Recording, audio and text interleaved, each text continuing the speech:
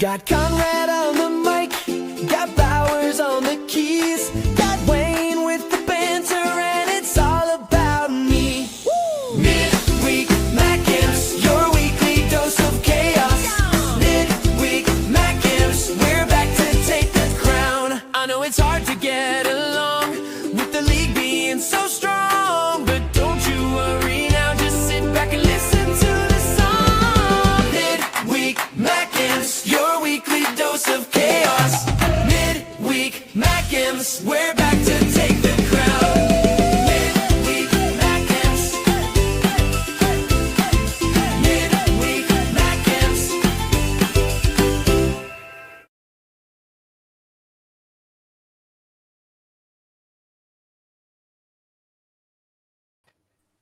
Hello, everyone. Welcome to Midweek Mackems, and we're a Mackem short tonight. One but I Mackem think short of a full litter. yeah, but I do think we're still. Wayne. I still think we're going out on his channel, so we'll do our best to slag him off and get all you to come and join us. I'm I know, joking. he needs his precious sleep, doesn't he? Well, this means we can go all night. No, we can't. We really can't.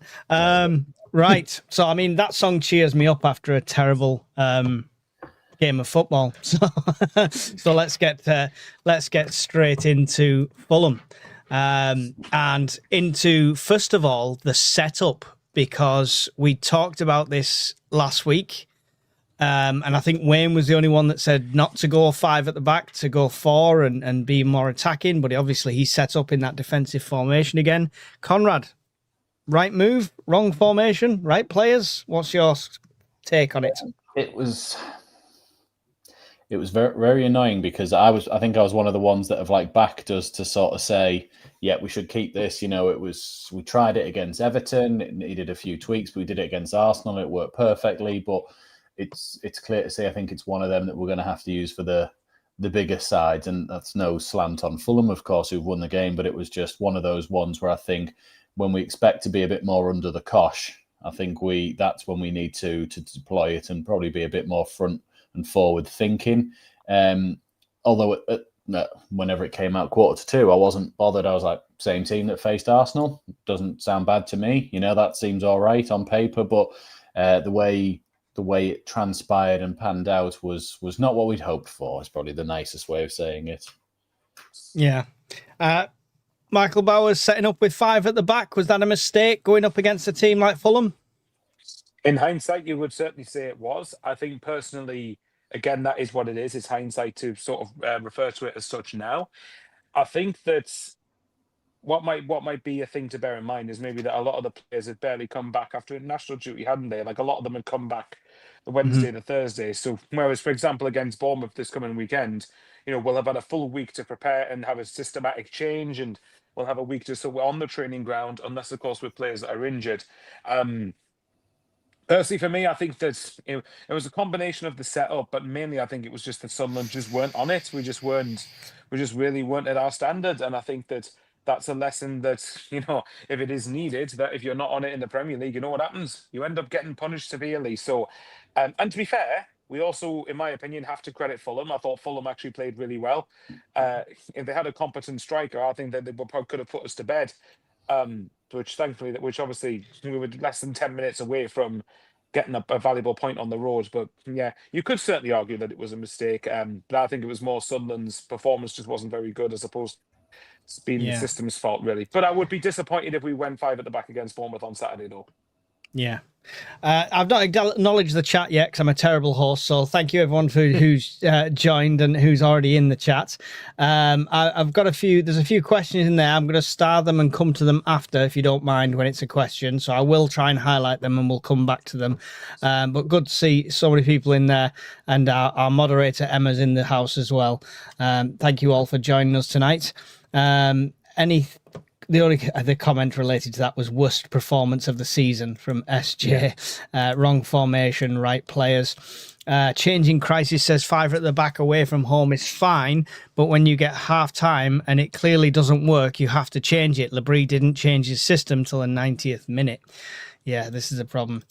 They had 25 shots, 6 on target. We had 4 and 2 on target. Conrad, we're just not creating chances. Yeah, I've been saying it for a few weeks, but it's sort of been one of those things that hasn't come up that much because we've been doing all right. I mean, like we said, we're on 19 points in 12 or 13 games, so it's not been like it. By the way, 1 subscriber away from 3,000. So if anyone here hasn't subscribed to Black Cats TV, please do it now, just so we can hit Anyone it now. who's watching on my end, go and subscribe to Black Cats TV. Yeah. And of course, Only Fools and SCFC. Yeah. Yes. I think Wayne's only like 30 away from his next milestone, and you're only like 40 away from yours. So do that as well. But we're 1 away. So do that one now, and then go to the other one. But we've been saying for a while we lack creativity. We were taking our chances when we got them because we were only having a few chances a game, which clearly shows there. But we're going to need something in January, some creativity or some sort of goal threat from the wings, which is the one thing we probably didn't get in the summer. I know there was that player that we nearly got, and then they tried to pull a fast one and get more money out of us, and we cancelled the deal. But I can't. Loriente, you're on about. Him, the one who we sort of pulled the plug on and sort of didn't do that, and he's still been banging them in for his club. I don't think we'll go back in for him, but I think that's the thing that we're missing is some sort of creativity, some sort of flair up top to really try and get these guys the chances.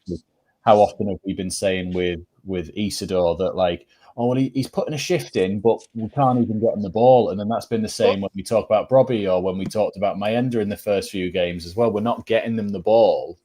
We've heavily invested in the midfield already, though. What about Adingra? Surely he should be the kind of person that could provide this. I think they don't like him for some reason. But even Brighton fans will tell you he wasn't that for them. We sort of remember him as being, oh, yeah, he's a really good up-and-coming player, but he was never, every week goal contribution for them. He was a flashy player, had moments, but which we've clearly sort of seen and thought we could turn something out of that. But yeah, and then Talby was an up and comer as well. He hadn't really broken into the first team at Club Bruges, but we all went, well, he's played in the Champions League, which he had done, of course, and we've then taken on that burden of getting him better. So the only one we've got on the wings who actually has any sort of goal-scoring pedigree from the wides was Traore, but that was back in 2014 or 2020. Sorry, no, it was 2020 for Villa.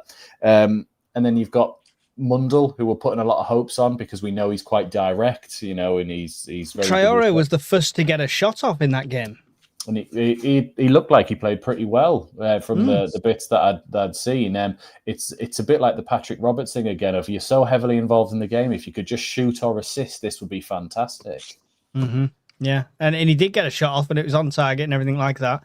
Yeah. Michael, is it a lack of creativity, or is it fear of shooting? I feel like we're trying to walk it into the box all the time when 3 or 4 people could have an opportunity for shooting for some distance. Well, Enzo Lefebvre didn't get that memo about less than 60 seconds into the second half when he took on that effort himself and just went just wide. But I think the thing I want to, well, I'll tell you what then. You know how we have a question every week? Do you mind if I put mine into the room now? Yeah, go wow. it. Straight in. Yeah. Is it because we haven't got a winger who's, what's the word I'm looking for? Creatively explosive? Well, yeah, excuse me. How dare you insult Talby like that? Yeah, Talby's mint. I like Talby. But Talby's an up-and-coming player, isn't he? There is flashes of promise in there, and I think he will develop into one. But when I'm talking as of the here and now, so I mean, Adingra for me should be that, but obviously for whatever reason he's not playing, and clearly the Brees is saying is not playing him for a reason. But the problem I think that I have with it is that when we're relying on transition as our threat, the wingers are so important. And one of our closest mates always says this: the wingers are so important that if they're not delivering, then often the forward could be quite isolated and we could be stifled a little bit. But to me, the problem is if you want a complete winger, unfortunately, they cost a lot more than 20 million quid in today's market. So, for all we can talk about a right winger and whatever else it is, I think ultimately, if we stay in the Prem, well, that'd be nice, Kevin, wouldn't it? That's the ideal target. This is probably where Mike's going to say that, I don't know, a deal's been agreed for January the 1st and it's a 5.5-year contract to aid Sunderland's European push or something. I don't know. But I would save that for a transfer video. Oh, someone please screenshot that. So make sure you subscribe. I like the plug there. But no, what do you two think? But for me, I think it's down to the fact that maybe compared to other wingers in this division I'll rephrase that, compared to wingers of more established Prem clubs, is that the reason we're not creating as much, do you think? Considering we rely a lot on transition. I think we're still in a really good position where we've bought an entire new team. And we are started really playing well together very, very quickly. We should have expected teething problems from the start, to be fair. And granted, we're trying things like we're trying Talby, then he was out for a few games. We're trying Traore, tried Adingra. We're hopefully getting Mundle back very, very soon. Barr scored in the reserves. Did you see that Barr scored? There's an option for you. There's a forgotten name. It's like when you brought up Jay Matete. It's like, no. He's an up and comer, Barr. He's an up and comer. We're saving him for the Mags. Oh God! With his blister in 5 minutes in the FA Cup game. That's all he had. Number 563, Abdullah Barr. Yeah. I think we've got enough experience on the wings and in midfield that we should be creating more chances. I don't think they work well with the strikers that are there. I think when somebody's up on the wing, they're not ready for the cross. They're not in the positions they should be. And somebody said there, John Rosenbrier said, need to try Brobby up front with Mayenda and Isidore on wings, go 4-3-3. And I think that would give you more options that way. And then, but more attacking players, but you lose Traore and stuff like that. But there's no answer for you at this stage for me, Michael, apart from, the only thing I would like to see is maybe we sign a really good right winger or left winger in the transfer window. If we did that, it couldn't be a gamble player, because whether we like it or not, Traore was a gamble. Adingra was a gamble because they've been hit and miss for other clubs. It needs to be a Xhaka if we're going to do it. Do you mean that? Well, because for me, you're looking at Traore. What did he cost? 2.5 million, something like that. And then you're looking at Adingra, which was around 20. Now, for us, that's a lot of money. Considering that was obviously among the highest. Adingra, for example, that was among the highest amount of money we spent. But in Premier League terms, that is literally pocket change. That is. It is, but it's still based on Adingra's, like you say, has got that reputation from previous clubs where he was good at moments and then he was not even played for a lot of it and stuff like that. So it was still a gamble in that way. Whereas obviously when you've got a player coming through with the experience like Xhaka, there's none of that. Oh, I wonder if he's okay. He's had a few games out. I wonder if it was just solid from day one. If you're going to improve this squad now, it has to be players of that level and that caliber. Not necessarily that age, but that level and that caliber. But just a few years younger. Yeah, consistent, just consistent players. But the problem with that again is that costs probably around 50-60 million quid, and that's So, but I'd rather one of them than 6-10 million pound players in the window. What I would say, to be fair, is if we and I'm just keen to know both of you disagree on this, but if we stayed up this season, then for me. No, but let's not even entertain Abdullah Barr in the Premier League. I didn't mind him, but he's clearly bottom end championship quality, really. But the point I'm getting at is if we stay up this season, then I think next season, with another year of Premier League money behind us, then I could see us going out and investing quite a lot of money. There's my dog just wagging a tail past here. I think if we stay up, then next season I could see us investing a lot in a winger, and I'm talking like the going rate for a really, really good winger. But I don't know, Conrad, what do you think? Yeah, I mean, we won't need to. When we went to when we did the stadium, like when you did your charity walk and they let us stand by the pitch, do you remember that the pitch is actually not level?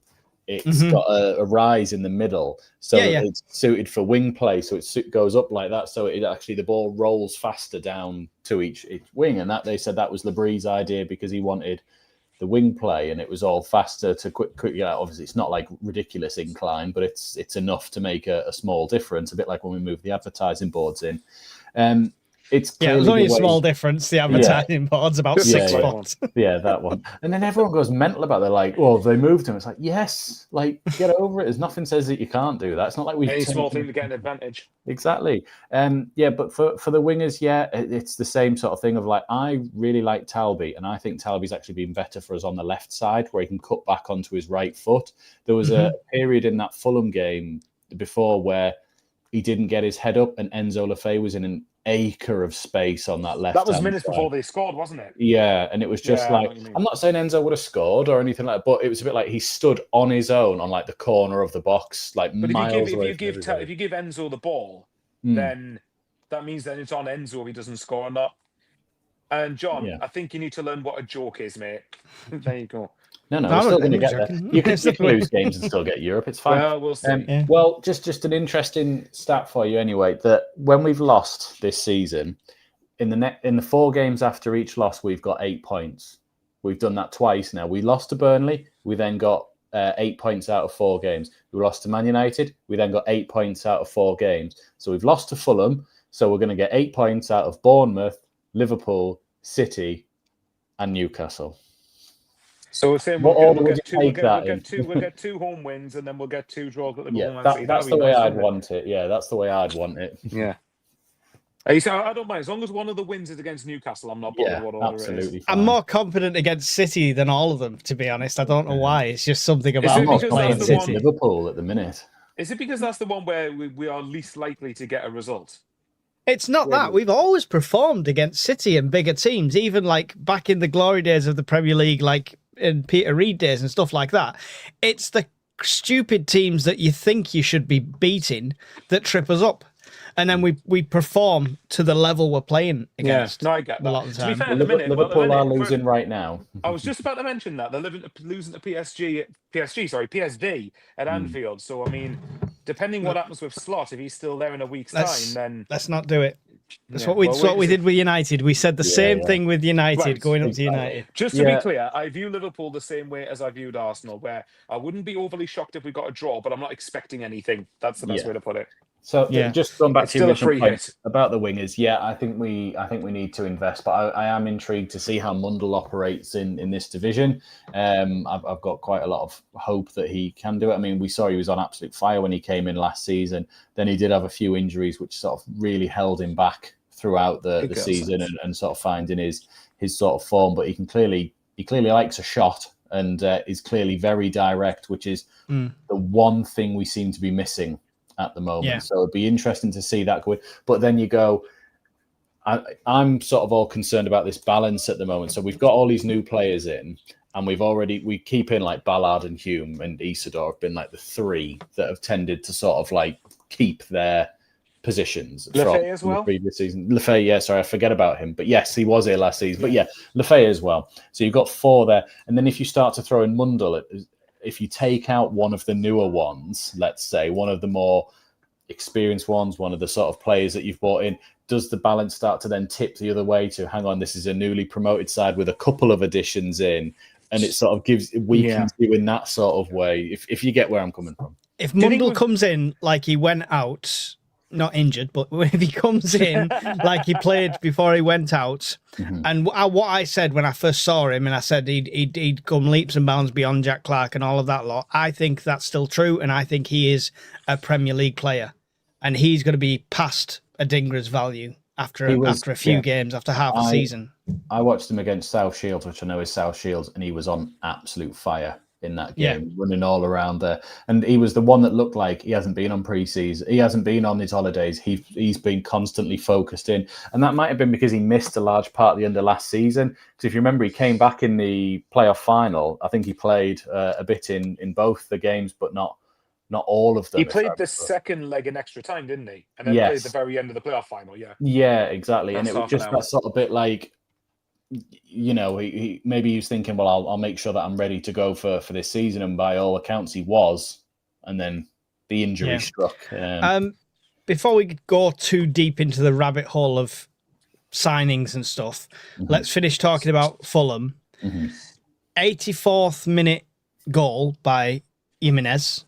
Raul Jimenez, From an assist from the player that just came on as a sub as well. What's his name? It was Kawaka. Something like that. I just knew you couldn't say it. That was all. Chukwueze. Is this the guy they signed from Chelsea? I think so. Yeah, it could be. But they brought him on, and he assists. Is that good? Finishing us off by Fulham, or were we unlucky? What's your thoughts on the actual goal for them, Michael? I think personally it was the cross itself was good, and I thought the finish was decent from Jimenez, but I was very disappointed at how easy Fulham found it to put the ball in the first place. The cross itself is very good, but I feel like should have got to it tighter. We should have been able to sort of stop them. And I think some of the stuff that does tend to undo us, and it's not just a Fulham thing, but it's a general thing, is sometimes our decision making on the ball costs us and ends up leaving us being transitioned on, funnily enough, and actually being able to, and actually teams are able to create chances against us when I don't feel we should be as open as that. But again, as I said earlier, I think if you're Fulham's point of view, it's a good goal. I think in the sense that you put a good ball in, then it's a good finish. From our point of view, as we can always highlight with any goal, we can see that it's going to be really poor. But if we're honest, I think it was coming when the goal came. I think we were lucky to have got to that point level, and I think Fulham did deserve the win. But of course, the goal was avoidable. Yeah. What's your thoughts on the goal for them there, Conrad? It was, so I didn't actually watch the full game, but I've since caught up on it afterwards, and it looks like it's one of the most frustrating goals that we could have possibly conceded, and there were so many points it could have been ruled out. I'm not going to have a go at the ref for the Nordy foul because the ref was terrible. I'm sorry, the ref was on par with Everton. The ref in full was terrible, but I'm not convinced on that specific foul, potential foul. Hume does not come out to his man and just sort of runs alongside him, which then Thingy only needs to knock it onto his left, and he's got that free angle to get the crossing, which is what annoyed me, number one. Then Ballard is clearly in front of his man and could easily cut it out, but he sort of stops to look where Jimenez is and tries to sort of shield him rather than watching where the ball's going. Roofs at the same time doesn't come out and get it. The one time this season where I've sort of thought you should have come for that, and that's what we've bought him for, and he sort of got stuck in this sort of no man's land position. So with Ballard stopping and Roof stopping, Jimenez just only had to awkwardly stick his foot out, and it rolled past the two of them. It just felt entirely avoidable on three different parts in that game. I mean, and we hadn't played well, and we could have nicked a point and gone, not a great day. We've got a point. We leave. That. And by the way, just to add to that as well, Fulham aren't a bad team. And no. They've only lost to Arsenal at home. But that's what I was going to say as well. And I watched them play. I think it was Brentford they beat at home this season. They were very good that night, and Brentford aren't a bad team either. So the point for me, I saw a few people tipping Fulham to get relegated, and if we're basing it just on last Saturday, I'd be staggered if they went down. I think they've got too much quality. And yes, I've just seen that comment, Mike, and yet face palm is the right one. See, for me, in terms of the referee, I thought the Everton referee was slightly worse than this one, but this ref still was very, very poor. But I hate all this bollocks about how it's sacrilegion if you happen to have got beat, but the referee was shit. And if you dare point it out, it's because you're bitter. When it's like, well, if that's the case, then we wouldn't. If that's the case, then we wouldn't criticize the Everton referee because we didn't lose. So to me, I don't buy that. Both can be true. We're not bitter. They had 20. By the time they scored, they'd had more than 20 shots on our goal. The win was deserved for them, no doubt. Yeah, it was the ref didn't make a difference in that aspect of things. And to be honest, what you're saying, Conrad, with the keeper and Ballard and stuff like that. That could be fatigue. They've endured 20 odd shots throughout this game, constant attacks. There's no way you're constantly switched on for this entire game. And Tam's just put a comment in saying, would the keeper have made that ball? It was cut away from. I've just had a look again on me. He's in the middle of his 6-yard box in terms of between the line and the 6-yard line, and it bounces on the 6-yard line. It's one of them that's like, I don't think it's as far away from him as he thinks. I think it's that. It came in, he probably saw the flight, decided against it, but in that same moment of him moving forward and back, that's what stopped Ballard from moving in and back.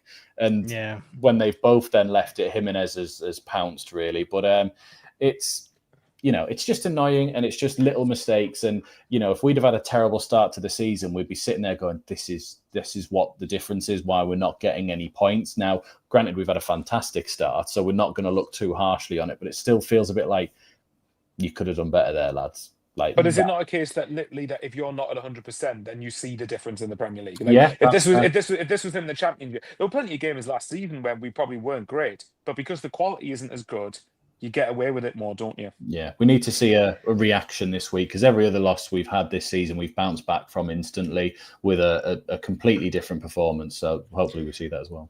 Speaking of reaction, though, was it too little, too late from Labrie as in changing the setup, changing what's going on. It's just there's no proactive changes in that game, is there really? And to be honest, for me, as much as I know how much you love Isidore, taking Isidore and Traore off, unless it was for extreme fatigue, they were the only one keeping the ball up at that top end with Fulham. I agree. They were putting the pressure on. They were making sure it was a high press, and it was only when they were getting a bit of success was like Xhaka and Siddiqui following up, and it was a full team press. As soon as they went off, we went back to the old, let's stand back and keep standing back and keep coming back. And we'd give teams so much time and space on the ball just outside of our penalty area. It's scary. Yeah, it's turning me grey at every stream. Hume said in his post-match interview, didn't he? He said, we gave up chances today we haven't given any other team this season, which was exactly correct, that we don't give teams these chances, but yet we gave Fulham 24, and eventually they got one. The Isidore thing was interesting, because like we say, even though he's not having shots, he is really contributing to helping us either get forward or hold the ball up or little quick things. In there. But then when we put Brobby on, we needed to change it from, run after this and run after that. It was like, we're giving you the ball and you're holding it. You hold, like you did at Chelsea where you held two players off at once. I don't need you running in behind at the moment. We've got the wingers for that. We can put a Dinger on. We can put Talby on. They'll get in behind you. But you need to hold this ball up so that every time we give it forward, we reset the back line or the midfield and we get back into position. Because when you were mentioning transitions before, Michael, it just kept coming back every time. It felt like that period in the Arsenal game from about 50 minutes to about 65, where everything we were doing was just going back to Arsenal and then back to us, and it was a bit wasn't like sticking, was it? And it no, us back under pressure again. It just needed to go right. What's the change? Okay, you're taking Isidore off, that's fine. You're taking Traore off, that's fine. They've put a good shift in, but you need to hold the ball up now. Talby's not going to hold the ball up and not going to do what Traore's been doing. I think he can do better than Traore attacking wise, but he's not going to do the job that Traore's doing. Isidore's been running the channels for you, trying to link up play, trying to do all these other things.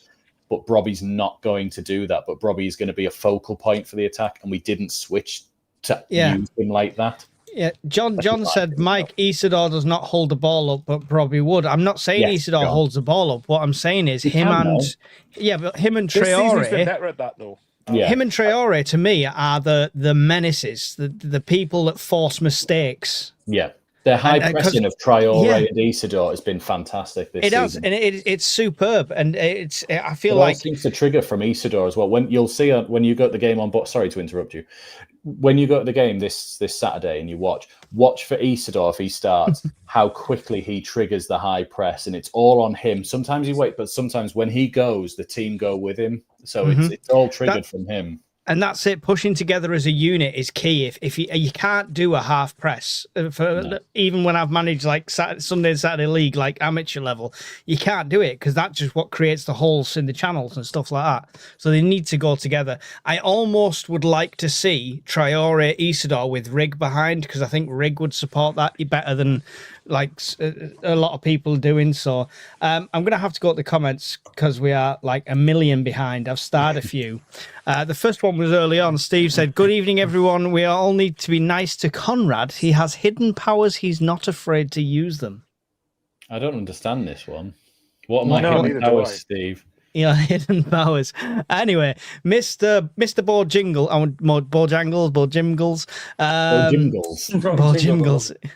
Liverpool's losing 3-1 in case anyone's interested. They're going to be losing 3-1 next Wednesday too. If 5 at the back is not preferred anymore, would 5 across the middle work better as more players in attacking areas as another attacking body? That depends completely on the back. Depends completely if you have the personnel to find a balanced system. For me, what are we talking? 3-5-2. Maybe, but I guess it depends. But then 4-5-1. For me, I think too many Premier League teams are suited to, once you break through that midfield, whether it be a ball over the top. Can you imagine Alderete and Nordi being pulled out, and then all of a sudden we've got 2 sort of stuck in the midfield, and you've got your midfield running back after you? I think your back 5 with a 4 in front is probably your better option in defensive terms. But I really want to see us go back to what we played in the first few games of the season, the sort of 4-3-3. But Nabri seems to have not wanted to do that since Diarra's gone. He sort of shoehorned it in for a few games after Diarra with Rig. But then after that Man United game, he's been very like, no, I don't want three-man midfield. Can I just interrupt you there, though, for a second? Because I think against Villa, I mean, it's based on half an hour, to be fair. But against Villa, when we played that 4-3-3, and I don't know whether it was because Villa were off form at the time, but I thought Rig was really good in that sort of situation as the sort of more advanced of the three. And I think that I thought against Villa he was doing really well, and then of course Reynolds went low. That's the problem. That's the problem. Rig had just had to be the one who ended up going off. And actually, there you go. Thanks, Bong. What a lovely sort of segue that was. But yeah, it's a weird one. But again, when we're talking about a front three of say Mayenda, Isidore, Broby, or you're talking about Rig playing, we've got to remember during AFCON, well, these players will have to step up, won't they? They're going to get their chance one way or another. Michael, is this remember when I met you in Gateshead game? Is this that lad that shouts all the time? Yes, I remember him from the Gateshead game. He was absolutely hilarious. I just remember when he said he was stood next to you and he hated Enzo Lefebvre. I was like, exactly. His name is Bradley. I wind him up quite a lot about it. Yeah, he was a legend, Bradley. Yeah. Did you see the one about the Newcastle Sunderland ladies game last season? He was the guy. Did you see the video about someone who wiped a Newcastle flag on their backside? was it him? That was him. So he's a legend already for that. Yeah. But I would say he's absolutely wrong about Talby though, as far as I'm concerned, and Lefebvre. But look, you are right. And actually, that comment you just put up was a good question. Actually, is there now pressure on Bournemouth with the run of Liverpool and Man City just after, or are we still well ahead of the curve? SAFC 05 says. I think we could really do with getting at least a point on Saturday.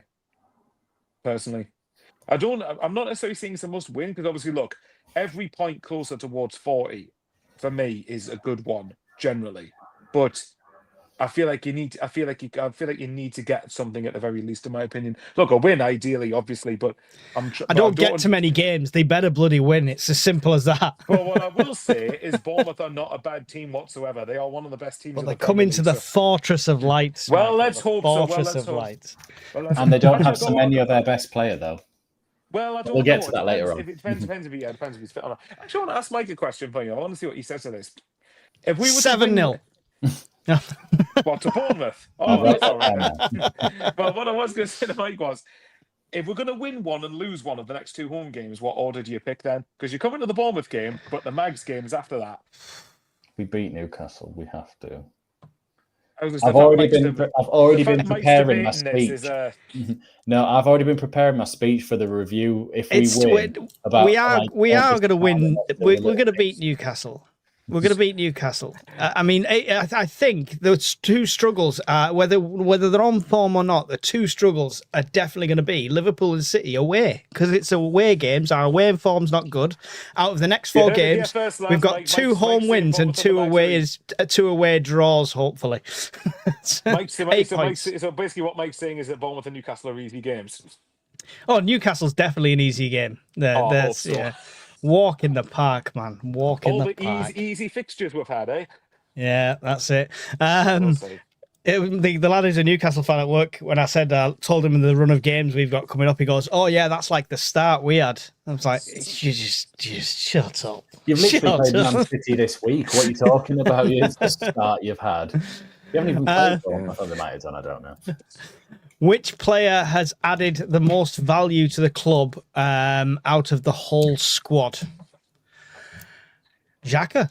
I think there's no brainer on that for me. If you're talking about adding value to the club, not literally cash value to the team, but value to the club, I think. Do they mean as in which player has added the most value to the squad, as in what value they've got, as in what role they've got, or do they mean they have they elevated the value of the club? Yeah, I think that he elevated the value of the club. So as soon as Xhaka came in, that's when you started seeing other really high quality players start looking and coming here. So I think it's got to be Xhaka has risen the club up several levels. He's definitely up there as one of them. I'd say Roofs is probably one of them in general. I think he has now. He's performing, but not when we first got him in. It wasn't like we got Roofs and everyone went, "Oh my god, they've got Roofs." We were like, "Who's Roofs?" Quick, Google it. Google what was his stats. Yeah, sounds like I'm in the know. Yeah, but I agree with you now. Like, he's performing like he's a stunning keeper now. That just keeping older players is going to be the fight. But yeah, Xhaka for me is probably the quick answer to that one. Need to try Brobby up front with Mayenda and Isidore on the wings. Go 4-3-3. I saw that before. Sorry. Adingra isn't getting minutes. What are you doing to me? Adingra isn't getting minutes because he doesn't track back. You need to pick attacking players based off their attacking abilities, says Changing Crisis. I mean, yeah, you pick players on their merits, right? Isidore should be on the wing. Robbery down the middle. There's quite a lot of people saying Isidore on the wing. What do you think of that, Conrad, being Isidore's best friend, lover, and man-child? I'm not against it because we don't seem to have a set left winger at the moment. We're sort of, everyone always says Enzo's best position is in the middle, yet we actually, when we've seen him, he actually does play better out on the left. But you know, he's not exactly been phenomenal out there. He's been decent, been all right. You know, Adingra's not really set the world on fire, so why not? Why not? Let's give it a go. Do you know what? I actually think he lends himself better to that role because Robbie in front of goal. We've seen him being able to hold up the Leaning Tower of Pisa sort of thing on his own while everyone catches up. He's got that strength. We know Mayenda's got a good running in him, stuff like that. Do you know what Isidore's got? He's got them shots from weird, awkward angles, which lends itself better to coming in from that wing, I think. And of course, if the ball ricochets to the far side, you've still then got a striker who's on his strong foot to fire it back. Whereas sort of now you sort of go, well, you've got Enzo who isn't looking for a shot in his first instinct. Do you know what I mean? Or if Talby's doing it, Talby's right-footed, but he's out there. So then he wants to actually go on the outside. It sort of lends yourself to having a few more, a few more shots at goal, maybe. We're signing Fermin Lopez, so don't worry about it, says Changing Crisis. Yeah, true story. Signed three of them, I heard. With Ahmad. Yes. I believe we need to score more goals, obviously, and we need to start having a dig from outside the box, 100%, and look up more the final third. We have so many changes where the player look up, we would have scored. Thing is, we only go for these long-range shots. We only see Xhaka try from distance when we're dominating, when we're already a goal up. It's almost, I feel like it's almost they're afraid to shoot to miss. And they're trying to find that perfect opportunity, that perfect angle.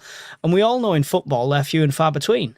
Better off to just go for it, get a lucky bounce, get a ricochet, get a corner, get anything. Just get a shot on target, even if it's from outside the box. So in which case, what you want to do is max power against Lincoln style? Yes. Yeah, 100%. No. Yeah, but right, okay. I've kind of gotten a minority opinion on this. I don't particularly care for shooting outside the box because most of the time, Sunderland shots go into row Z or the high end of the stands. Now, if you're going to shoot outside the box, make sure it's on target. For me, like that's something on target or thereabouts, not row Z. Yeah, well, but if it's slightly wide or anything, if you can make the defenders and the keeper doubt where it's going, they're going to get a ricochet, and we're going to get the set pieces. And we all know we've improved massively on set pieces. So the more of them we can win, the better chances we've got. If you're going to have a shot like from outside the box, it goes just past the post or just over the bar, whatever, then at least you've come close to hitting the target. I don't mind those ones. It's just ones when they're just hit so waywardly, and I keep going, that's why I don't like shooting outside the box, because most of the time we're not very good at it. I know, but when a screamer happens, it's amazing. And I don't no matter who scores it, I want to run to the corner flag. So Xhaka's deflected a long ranger against Everton. with our wing play, though, it doesn't suit us to get opportunities on the edge of the box, though, if you think. They tend to be the wingers cutting into the corner of the boxes, little square passes, and someone shooting between 12 and 18 yards. The only person sitting on the edge of the box for the cutback is Xhaka, but Xhaka's clearly playing a smarter game of looking for other options, really. Even against Arsenal, the crowd asked him to shoot about 5 times at points where we were camping Arsenal in the last even in the build-up to their second goal. And he didn't. He was waiting for the opportunity, and then Hume dinked it in and we scored. He could have easily shot and missed, and that would have been it. Chance gone. He was waiting for the opportunity, really. I love that comment, by the way. Sorry, John W. said, Mike, don't try talking football matters to Mags. They always reply with a load of bollocks. Well, we're miles bigger than you. We've got the airport. All players have to live in Newcastle, blah, blah, blah, blah, blah.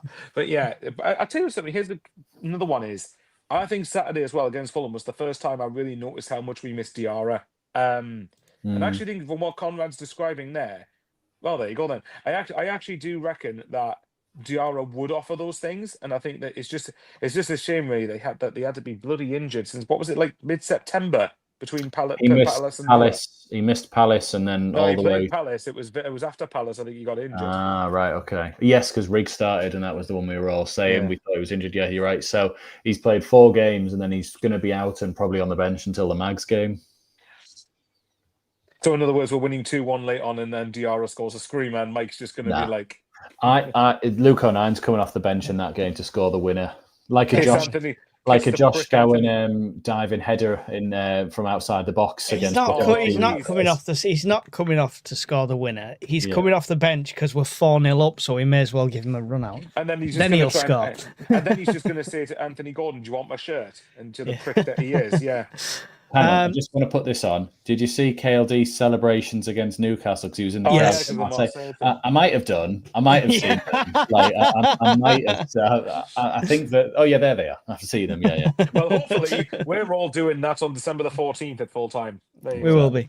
I We do like will that, be. that I really hope shithousery so. of him to still. I know his family, the other club as well, but the shithousery of the Sunderland owner to go to who they're playing in the Champions League and celebrate when they're Do losing. you reckon though? Like, Seriously, that could, because it depends really. Because I think Newcastle would then have to go to Leverkusen, needing to get a result for to get into Yeah. the top 8 of the Champions League group stages or league stage, wouldn't they? So Yeah. you'd like to hope then that they'll obviously probably have one eye on the Sunderland game, but hopefully they'll take a lot out of it there, and then they'll feel the effects of it against us. Yep. Yeah. Let's get through some of these comments. I don't think we've worked out how to play with Brobby on the pitch as a centre forward. I get the defending from the front that Wilson does. Yeah, I mean, it's time, practice, and finding the right system. There you go, Conrad. Someone's back in your corner in the Isidore fan club. Playing a 2-man midfield doesn't help. Most teams play with 3 and you're constantly outnumbered. It's hard to get control of the game, says Changing Crisis. Tell that to Chelsea. Valid. And Arsenal. Yeah. Valid point. Just think about the 15-point season for a minute. Feels like good seeing 7th in the league right now, says not Mr. Well, Moon. even if you don't want to think about Sunderland in that regard, just look at Southampton last season and Sheffield United the year before. And I remember Derby not long after that as well. How do lads? How is Michael Conrad and Cosplay Conrad doing? Cosplay Cosplay. Conrad. It's because you've cut your hair. Oh, Mike. right, all right. I love Right. Mike's I so was nickname for so Mike is- confused then. I'm like, Yeah, so was I. have you been on Conrad's OnlyFans? What's happening here? So Joe actually is quite funny then. So Jimmy's nickname for Mike is named directly after Conrad. Oh, that's funny. Yes, Emma, we're up on Saturday. Me and my brother, who's in the chat as well, we're coming up for the game. There he is. I work in retail and it's Christmas, but my boss is still giving me the afternoon off to watch the Northeast Derby. He knows how important boss. it is. I There we like go. him. There we go. Mike, don't try talking. Oh, I've already saw that one. Sorry, Is it it's so funny it's remained worth starred. highlighting again, is it? Yeah, it is, yeah. Diarra was shooting from outside the box in all his 3 games, but I don't think he had any on target, though. Yeah, but he didn't get a chance to. Yeah, there was You got to zero in. First time you got the range, you've got to zero in. The one against West Ham was just over the bar, though, wasn't it? That was Yeah. close enough. He scored against Augsburg in pre-season. Just want to see the confidence. If your player's confident in doing it, it's going to encourage the others too. And I'd Yeah, rather no, I have get that. 50 shots and win a game 2-0 than 3 shots and hopefully one of them magically goes in, you know. What dream players would you guys sign in January? So I've put this up because this was going to be my question for tonight. Go on, then. I was but Bailey can steal my thunder for the question. So Bailey Montblanc 5556 says, "What dream players would you guys sign in January?" And I've said, because of what I said about the wingers and experience and stuff like that, it's going to boil down. Let me guess. It is going to boil down to someone like Ahmad, someone like him. Maybe not him, but somebody like that with the Premier League experience, one winger, which is beyond doubt going to be in the starting 11. I so wish it would happen, but it's just not in January, is it? We couldn't afford him in January. They'd stick an extra 100 mil on him or something. But this is the thing, like, even if we went for Ahmad, really, how much are Man United going to want? They're going to want at least 50 million, are they? We want and them rightly desperate. We want them desperate to take one of our players who we can let go. That's what we Okay, want. how about this? They get Semenyo over the £65 million release clause, and then we sign Ahmad. Yep. Okay, I'll take it. Yeah. And then I woke up. So look, beating me in Maybe the they'll fight. do a straight swap for Bar. He was good against the Mags in for 5 minutes. Well, oh yeah. Amron's going. That guy's got song. He looks all right. Let's sign him. Here you go. There's Ahmad. We'll have Abdullah. If you look at a dream players, for me, it's the likes of Ahmad. What a suggestion Connor put in the group chat. Connor Gallagher's one. They'll probably be among the two of them, and then I don't know Lopez, just to casually spend like 200 million quid. But that's saying dream players. Obviously, it's not necessarily what I think is going to happen. Pipe dream players. Right, pretty much, yeah. That's the right phrase. Conrad, who do you want to see in red and white? I would love to see Conor Gallagher, probably because I thought he was fantastic when he had his loan spell at Crystal Palace. I thought he was really good for Chelsea. But, of course, when they spend 100 million on two players, 100 million on one and 100 million on another, he's not really going to get the game time through at Chelsea. I think we could do a little deal with agent Reynildo, giving him a phone call and sort of going, now get yourself to Sunderland. This is where you want to be. This is the one. And look, I wear vests all year round. I'm hard as fuck. Conrad, you're missing a trick there. Sorry to interrupt. You're missing a trick there.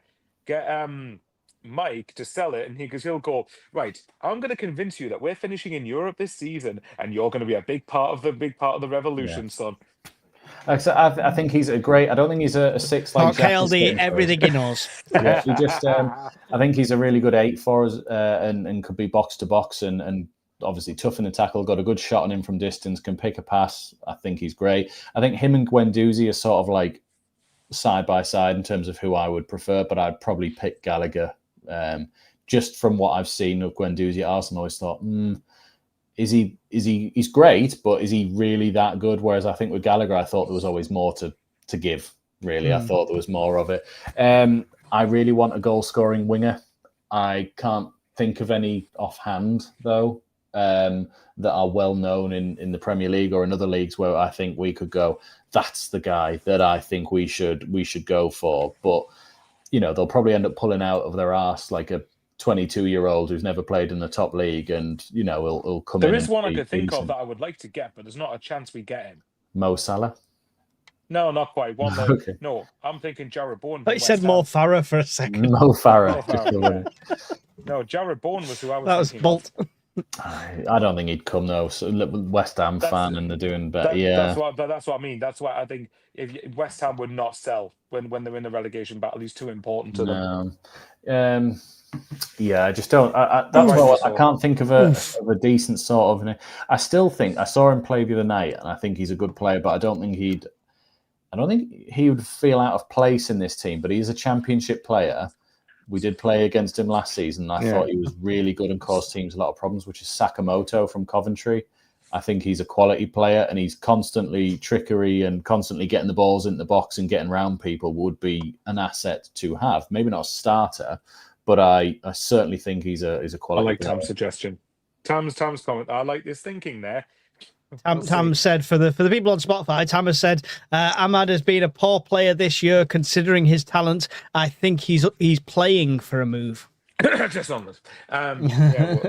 But to be well, okay, there was a winger from the Championship we've been linked with before. What about Fatawu from Leicester? Well, Black Cats has just said it as you said it. Has he done anything this season? Yeah, he scored a couple of screamers. What about Phil Foden? No, I want to see Talby on the left and someone on for the right. Yeah, it's every time Talby comes on, it's always been on the right-hand side, isn't it? I'd like to see the club get the dead wood out and help the fund for a bid for Ahmad. Yeah, well, we've been wanting that since the last transfer window, but they're sticking around. Gary Hoyle says, forget Fulham. How can players expect to be at it when they are flying in from all over the world, jet lag, tired bodies, and then playing a monsoon? No wonder we're shy. But still enough energy to fight, Gary. Still enough energy to fight. What did you think of Labry's comments on that, Michael? Is this about the fight after the game? Yeah, but his comments were basically saying if they've got enough energy to fight, then they've not put 100% in. Yeah, I did see that. That if you can fight after the game, then you could have given more in the game, basically. I didn't see 4-1 PSV. Sorry. Yeah, I've seen. Yeah, Liverpool won, Sunderland 4 in a week's time. Sorry, hopefully we'll see. If you gave us a point at Anfield now, I'd still be over the moon with it. I think what was the fight about? What did it stem from? It was Siddiqui that was involved, and I think it was to do with just like the persistent fouling, because it was another game where the rest were terrible, and Siddiqui seems to get bullied in this game. Same with Everton. It was Siddiqui the victim of half of these fouls. So if that's the case, did he get a yellow card for that after the final whistle? He did not. Because part of me would have wondered if he had done, then that means Siddiqui would have then got his 5th yellow and it would have been out of the way for Bournemouth. Yeah, I mean, look, I got why I think it's probably Labrie saying it in the heat of the moment to some extent. I know he's a calm, collected figure, but I think he certainly would have had he certainly would have wanted to probably get that off his chest, because he would have been disappointed, as the players would have been, and fuming at their own performance. And if that's the case, in a way, I like that though, because it actually keeps standards high, and we want to keep ourselves on the ground. We want to make sure that we're going to be the best version of Sunderland of what we can be. And simply put, against Fulham, we weren't. So that's how I read that comment, but maybe that's just me. Yeah, it was Reynildo that got one of the yellows, and Ballard. So I don't know what that puts them on in total. Ballard's on 2 yellows, I think. And I know that because I looked up his yellows the other day, and I think prior to Saturday, I think he'd only had 1, which surprised me. Are the yellows scrapped after a red? Has Reynildo kicked his yellows out of touch when he kicked? No, because he got a direct. No, that was a straight red. That. Yeah. No, it wasn't. He was saving himself from being landed on. But no. We'll go into that another. Regardless of what you think he was doing, he got a direct red. Yeah, exactly. That's the fine. referee deemed it. The records say a direct straight red card with no double yellows. So right, let's put Fulham to bed. Man of the match, Traore. We'll put that to bed. There we go.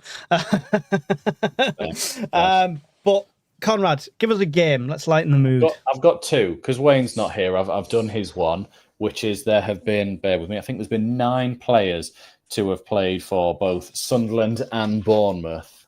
Can you name those 9? I've got one players? Straight away because there's only one. Lewis Graben. Yes. I like you went. Yeah. I had to read the list and find his name. I hadn't seen it. I was going to say, yeah, okay, Lewis Graben. Right. Okay, then. Right. Help with it. The chat will be helping you. Yeah, Antoine Semenyo. Semenyo, yeah. Defoe. Defoe, yeah. Does that count as 3? I mean, technically he had 2 spells. Defoe. He had 2 spells there, but it still only counts as 1 as I was Gimli going to say, said. does it count as 2 players now? Oh, well. Okay, then. So what, we got 3 out of 9 so far? You do, yes. And I can't even say I'll narrow down to a position because they're all over the place. Oh, your favourite goalkeeper, Michael. What, the Lee best, Camp? yeah. What's Lee Camp? Bournemouth. Did, yeah. Lee Camp. I was going to say there was a goalkeeper, and Bowers knows him very well. So, yeah, Lee Camp, that's 4. God. John Swinney says Meffin. Oh, yeah. No, he doesn't. He says Meppen. Meffin. Yeah, Meppen, yeah. John O'Shea says John McKinney. That's correct as well. So you've got how many left? 1, 2, 3. 3 left. I'll give you a hint. One's a centre back, one's a left back, one's a striker.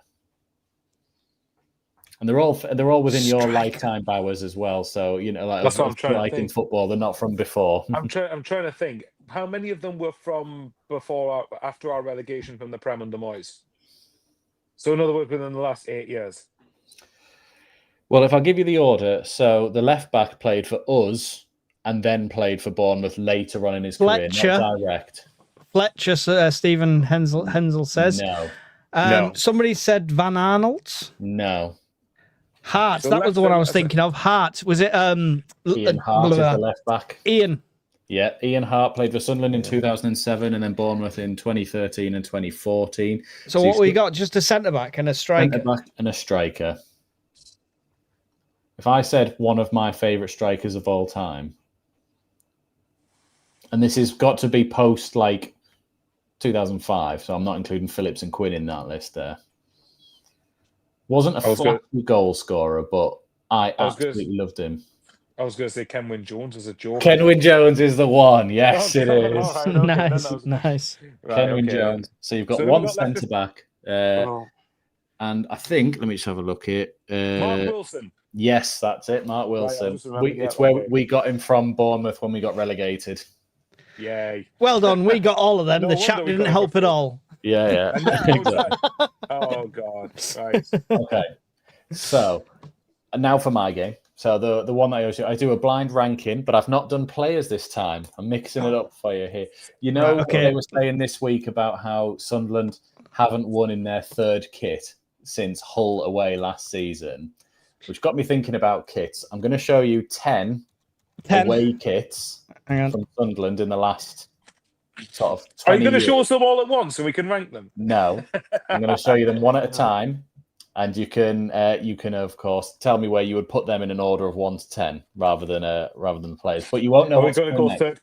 third kit wanker appropriate? No, Yeah. so that annoyingly there wasn't enough third kits to include really. So I've just gone with pure away kits. So Right, I'll start with number 1. We mentioned this season actually, the 15-point season, the black away kit. Oh, I love this one. I love this one.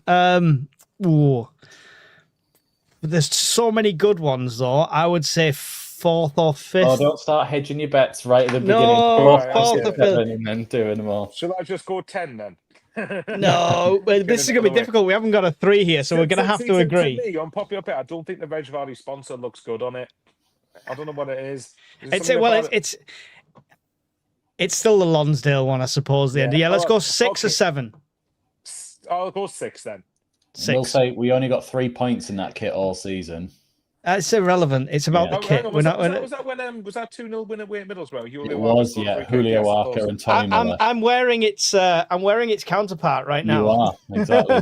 So where did you say 6? No. Did you say 6? Yeah. Okay, black away, and then that was 05, 06. How far are we going back here? You're not going to go beyond 2000 or 98. I think I've gone to because I don't want to steal all the club's ideas for kits in the future. The 90s are the best kits. Yeah. So followed by the one in 98. Wayne wore it the other week. The gold playoff final. We also wore it throughout the season as well. It's a very iconic kit, that one. Did you have to buy it 7 sizes too big like Michael Gray did? I think that was how A6 made them back then, didn't they? Wind resistance. He was like a sail. Oh, there you go. There's lots of comments coming in about how low this one should be. I wasn't a fan of this. I didn't like struck on it. Just seeing it now, I'm not struck on it. And maybe this is a me thing, but I don't like collars. I don't like collars on kits either. Oh no, collars on the right kit. I'm going to put my head here. Look, I'm here. Collars on the right kit. I'm not a fan. Okay, for that one, I'll probably go. I'll go with your ranking. 8. Right. There's Just still some terrible ones. so you can both be seen if you lean in still on the pictures. So you're going 8 for that one, the gold. Yes. Okay, gold, 98. Okay, right. Up next is the beige away kit. I don't mind that one. 2011. Okay. Bonus point if you name the player. Hang on, it's El Mohammadi, isn't it? It is indeed. Yeah. It's better than the gold. 4? I'll be happy with. A lot of people are putting, I don't know if these comments here, there's 3 10s in a row and 10, then 10, 9. Oh, no. Beige and burgundy. Out of all the ones I've seen, this is my favourite of the ones so far. Baby stick colour. What have we got taken up? I've not been writing them down this We've done time. 6 and 8, haven't we? Yeah. I mean, you could 7. go 5 to be fair. You could go 5 to be fair. 5. All right, go 5. I'll let you have 5. I like it, but there's a lot better. There's a lot worse though as well. There is better ones than this, but this is easily my favourite of the 3. I liked it as a way strip because even though it's the wrong tones, it was still playing in red and white technically. So, well, yeah, we could say that. Okay, then next one. Nah, I like this one. I've used a specific picture from the derby as well, where and Jan and V is in it as well. Mike, do you remember which 3? Remember, obviously Defoe's there. Who's the 2 players with him? Villa and name's gone. He went to play for Newcastle after us. Yeah, I know. Yedlin. Is that the American?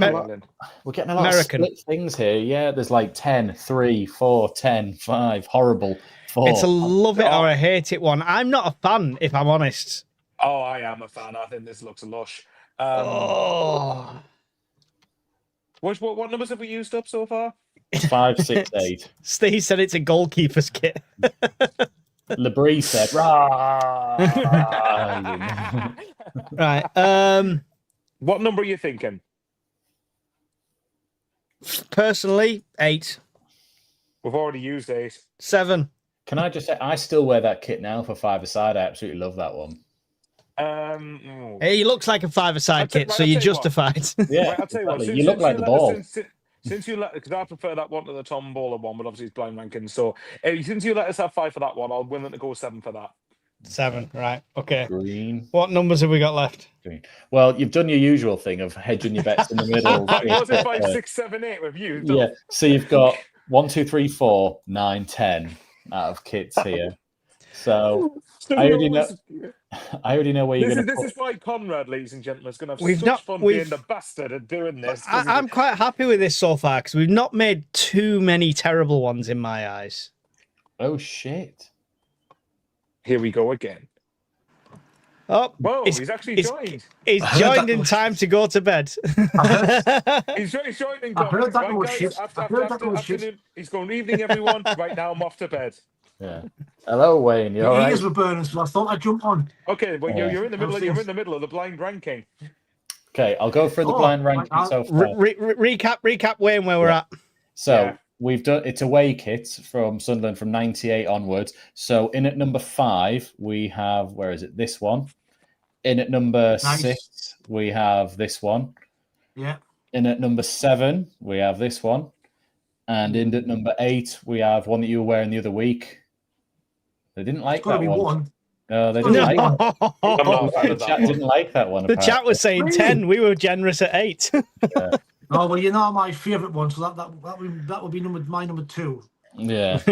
So good thing we did that before we came on. So up next, I've had to crop a certain player out of this picture because he went down for crimes that he did commit and admitted that at one point. Which is this blue away shirt with the. I love this one. I love that. Love it. I've got this one. So have I. Mm. For me, the lowest I'm willing to go here is 4. That is 3. By the way, Wayne, just let you know, we've used up 5, 6, 7, and 8 so far. So we've got We've 1, done 2, our 3, usual. 4, and 9, and 10. 3. Yeah. You've done a step song and gone 5, 6, 7, 8, haven't you? Who do we appreciate? Yeah. Sunderland. 3 for me. I'd say a 3. Okay, I'm happy with that. I was unvoted anyway, but I was happy with it regardless. Yeah, I love the design of that one. So, in a very similar vein, just throwing you in there, was 3 seasons ago away shirt. Yeah. That's another one I like. But Wasn't a fan of this. See, to me, it's because blue's my favourite colour. So apart from red and white, obviously. I will say that one, a lot of controversy that it was just a template kit from Nike that they did the colours for. And the fact that what does drag it down a bit is the stick-on badge as well. That doesn't look as good. I think Wayne's having internet problems. Or he's a Dalek. Yeah. Exterminate the kit.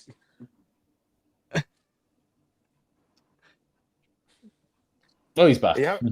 Wayne, are you having Bowers Fine internet from yet? It's fine from my end. See, for me, the sleeves on that look like a misprint 90s printer when it went wrong. I was trying to print this blue shirt and it really cocked up and all ground up in the. I never liked it. That's just me. I think it's a template. What every other club had, just a different colour. Mm-hmm. What we say, Mike? The comments are very this is divided so many people. Look at this: 4929 3929. So it's 2 or 9. I'd go 9 with that one. Oh, see, I'd go 4 personally, but I feel like I might get outvoted here. You're outvoted 9. There you go. All right then. I'm so glad you came on, Wayne. Okay, so you've got 4 left, and you've got 1, 2, 4, and 10. So you have to vote a kit in at number 10, which I have a feeling you're going to do with this one, but it's one of my favourite kits we've done. I don't mind this one. It's probably because I hate the season that this is associated with. Yes, it's the relegation season under David but if you look at the Moyes. kit on its own, I don't mind it. I think I prefer the previous one to this, but yeah, this is okay. I've never liked a pink kit. It's not. It's purple with pink trim. It's pink with purple printing. Yeah. 10. All right, then. 10. 10. 10. Light blue 6. 4. Not bad. 7. What have we got? What numbers have we got left? 1, 2, 4, 10.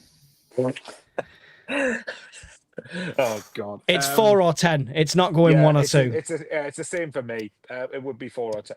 I'd probably be closer to go with a 4 than a 10. But if you put it in 10, I wouldn't. But I wouldn't be begrudged putting it in 10 just because of the fact it's associated with that I dour don't bastard think we won a noise. game in it, if that helps. Okay, 10. Yeah.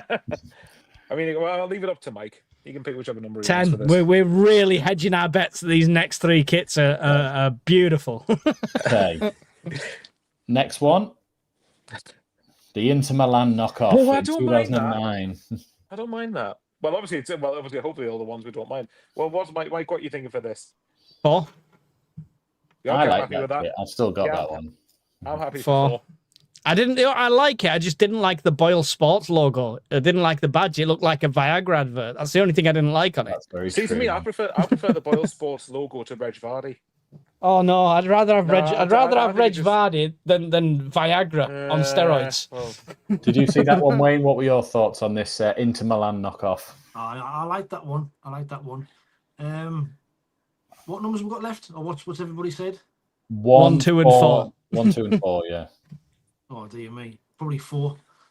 there you go. Kind of got. We've already decided. I think we Yeah. already voted on 4. Cool. So you got 2 left, which is 1 and 2.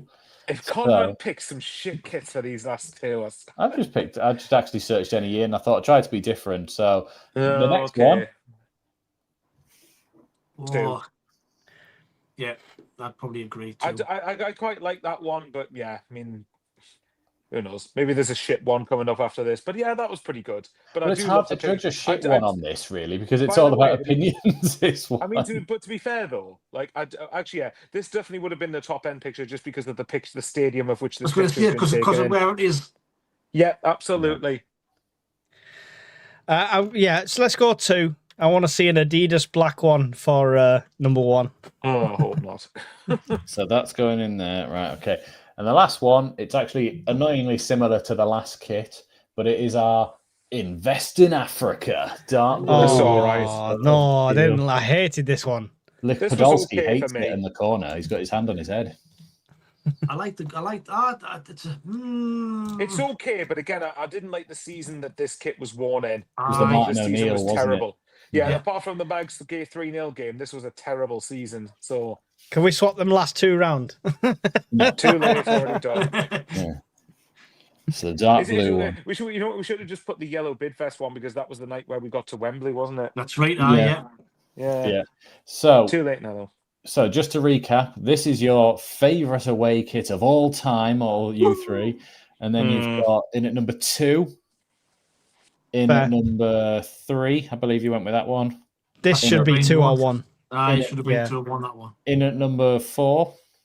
Happy with 4. In at number Yeah. 5. Maybe lower. Content with that. In at number 6. Lower. Would have been lower for me. That In one. at number 7. Slightly 10. higher. In at number 8. 10. Love this. It could have gone up. Could have In gone at, up. in at number 9. Should have been considerably higher. And last but not least, my favourite, that Yeah. one. 10. Dower Moyes. Yeah, 10. there we go. Well, that was different. She was all right, Other than It great quiz, that says John Rosenbreyer. 3 blind mice. was 4 of us. He's blind. 4 blind mice. Yeah. Our current kits look so good now. I mean, yeah, I like. Well, I wanted to put the away one in from last season, but I thought that one I would always put at number 1 just for the because of how good it looked to the 92 kit, and we got promoted with it, so it would be an I was just instant about to winner. say, yeah. Well, the 92 one's my favourite one of all time anyway, that one. It's class. On kits, we were that blown away by last season's Hummel home kit, which I still love.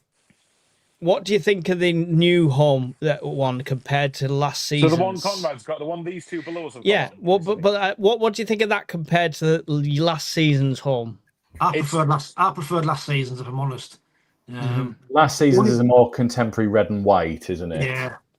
I do. think- I have to say this one has grown on me quite a bit. I do still really like it, but yeah, I think last season's home one's my favorite home shirt we've done. Yeah. The only thing where I can't get away from is I'm used to the old badge being in the middle and not the new badge. Yeah.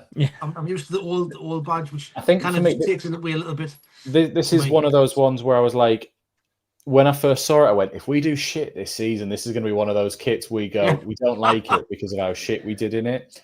But if we do all right in it, people are going to go, it's all right, that actually. And it'll never be more than it's all right, actually. But it's I think it's a smart kit for a Premier League sort of This season, they've nailed the second, third goalkeeper, second goalkeeper. All of the other kits, I think they've hit the nail smack on the head. They haven't nailed the black kit because we can't see our own bloody players on the pitch, apparently.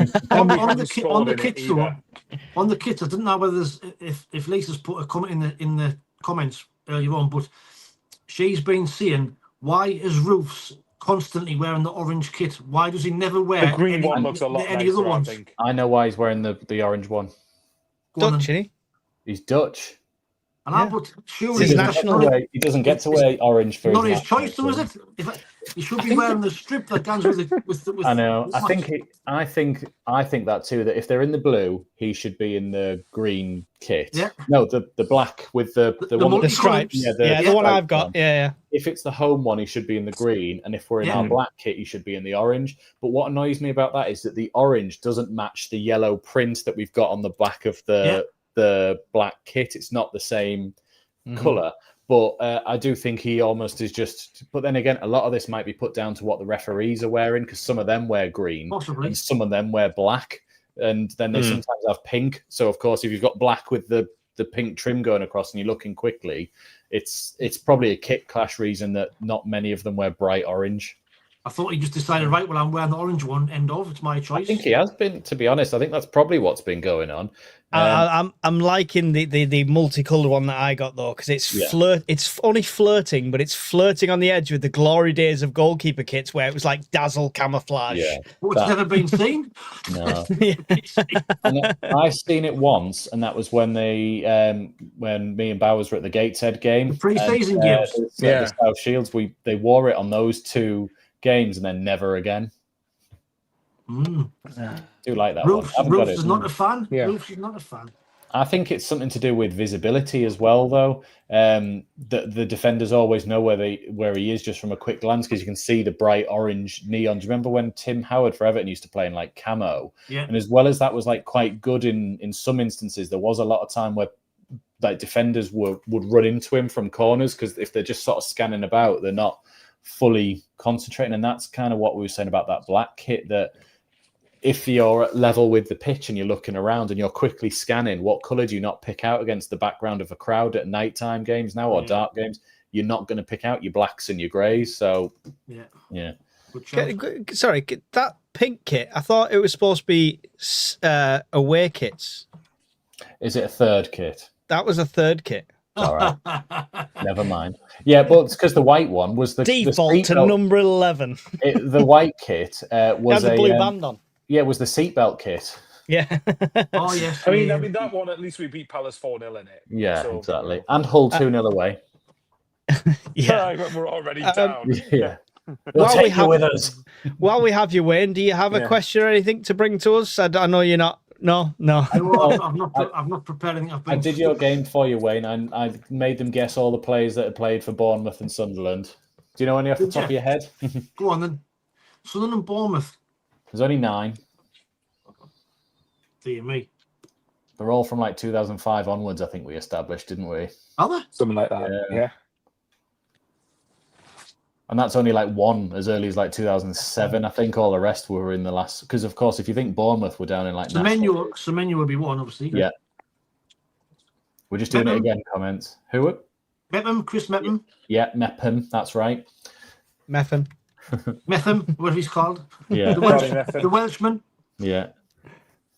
Oh, who else? Defoe. Yeah.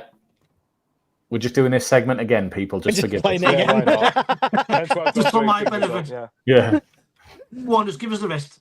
It was. Hang on, I need to get it back up on my phone. Who he said, sorry? Hart. He said Defoe, Semenyo, and Mepham. You also could have had Lee Camp, Lewis Graben, Ian Hart, Kenwyn Jones, John O'Shea, and Mark Wilson. Did Ian Hart play for Bournemouth? He did in 2013 and 14. Next one, I'm going to do a quiz. It's going to be based in the 80s and 90s, just to watch Conrad go. One answer. Because everything That'll he be me does as well, is then. posting Me that. and Just Bowser be me just and you, pod Mike. off. We'll just We'll pod just- off we me and just do Bowser all a this bit. then. Yeah. We can feel intelligent for a week, Wayne. When we do our give us a bit of special an show, advantage. when we do our special show, Mike, that's what you should do. All right, I will do. Okay, I'll I've got one prepare then. something. Should I do a quick?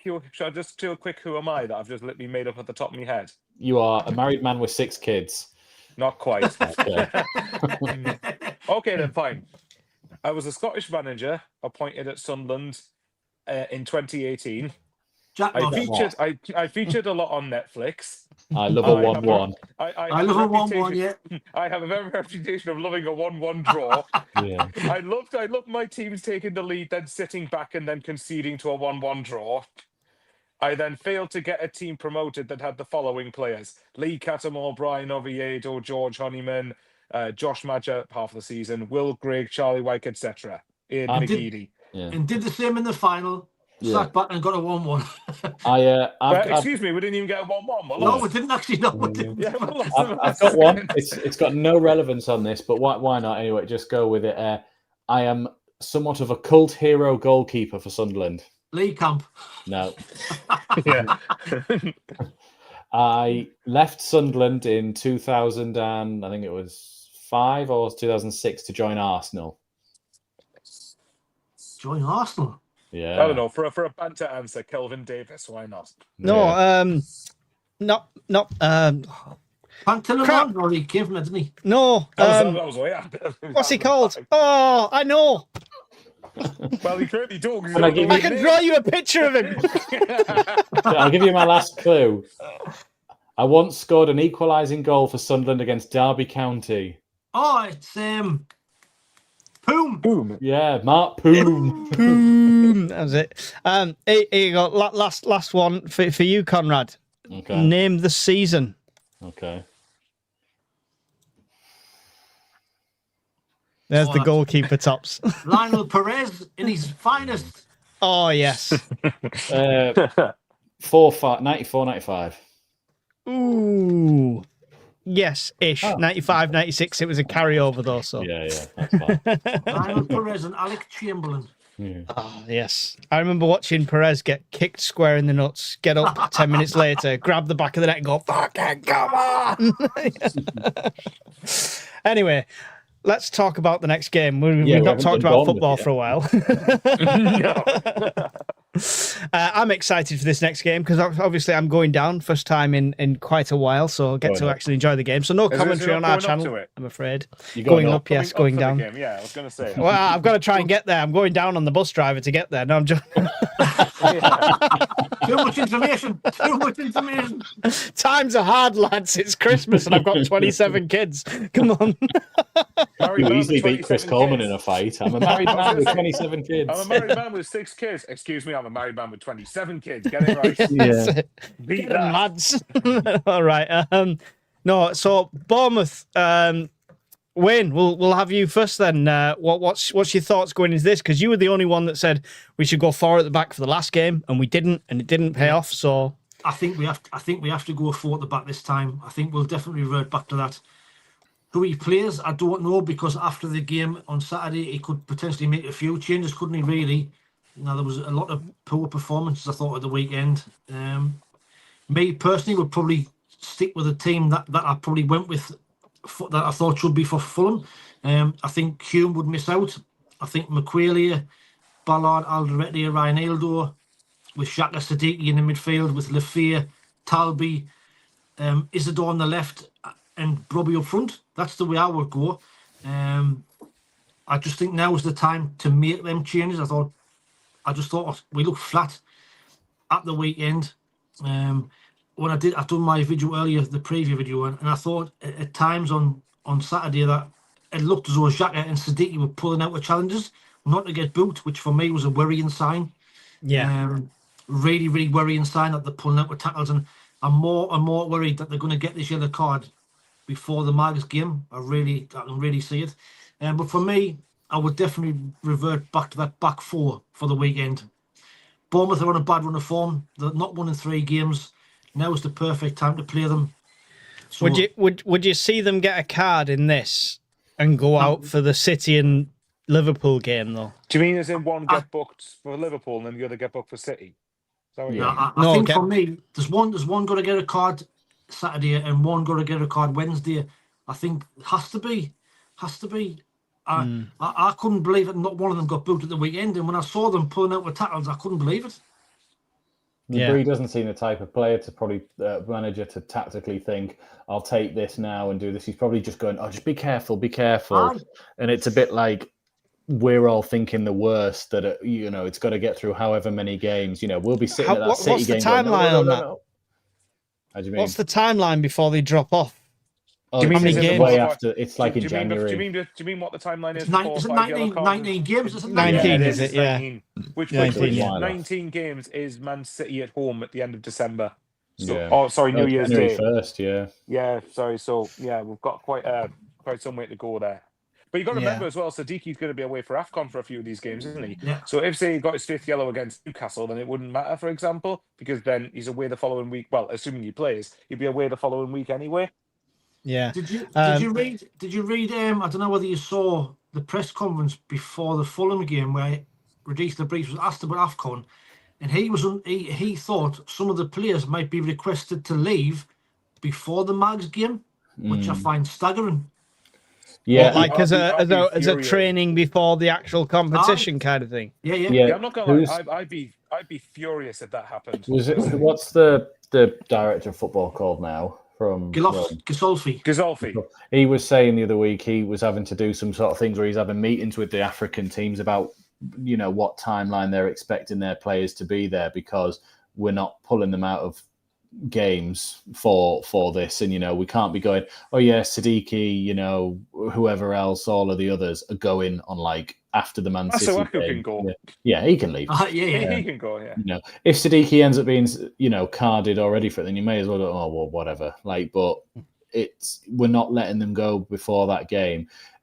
Then TalkSport were doing some sort of BS thing about how Sunderland could ask to postpone games. I saw that today. Like, is the Newcastle game going to get postponed? Well, no, of course it's not. Nah, I won't. No, it's far too late for them now to go, we need to change that game, especially And when not to Arsenal and Palace weren't allowed to swap when And not when to they're mention as well.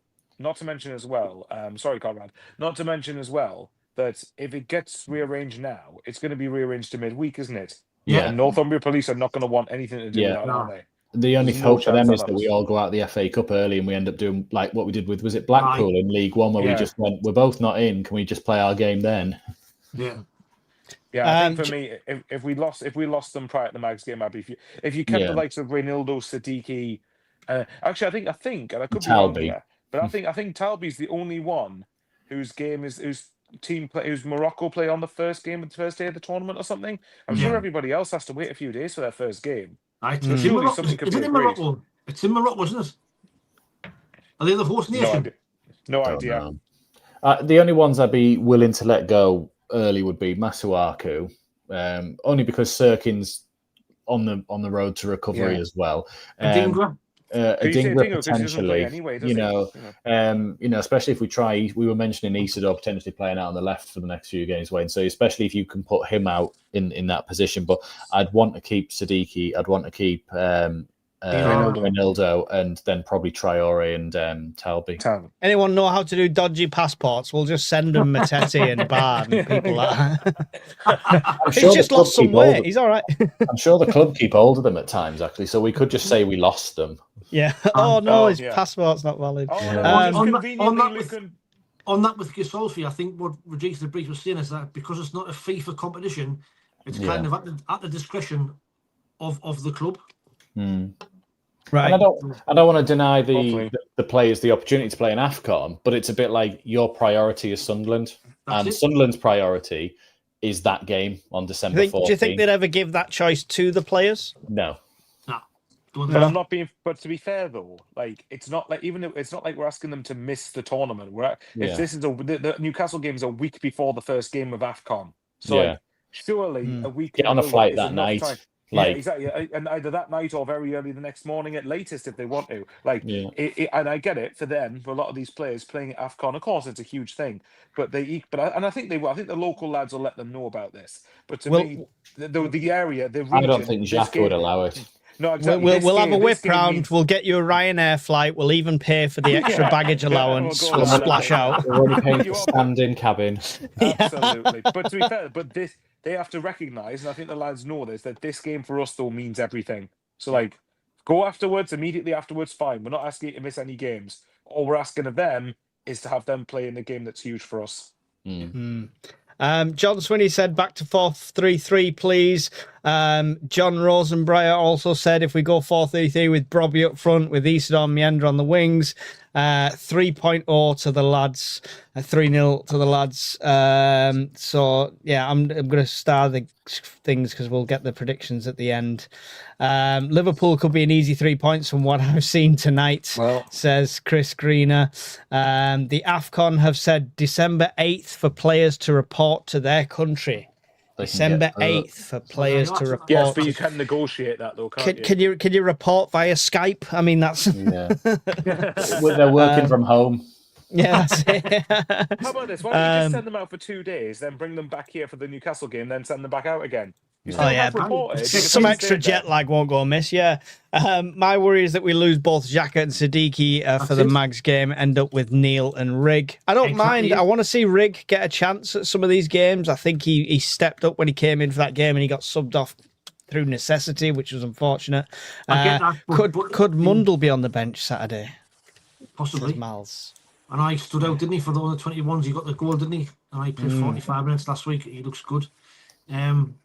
But I mean, on that Rig and Dan Neil, I think you're right. You want to see him get games, but against the Mags, you need your full strength team, don't you? Yeah.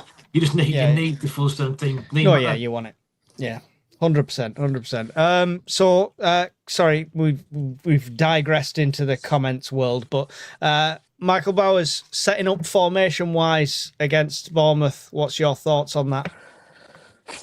Well, it would be 4-3-3, I think. I think you need to make sure that you don't get overrun in the midfield. And look, take out the club name Bournemouth and the fact we are a considerably bigger club than them, in my opinion. But take that out of it. They are considerably richer than Yao.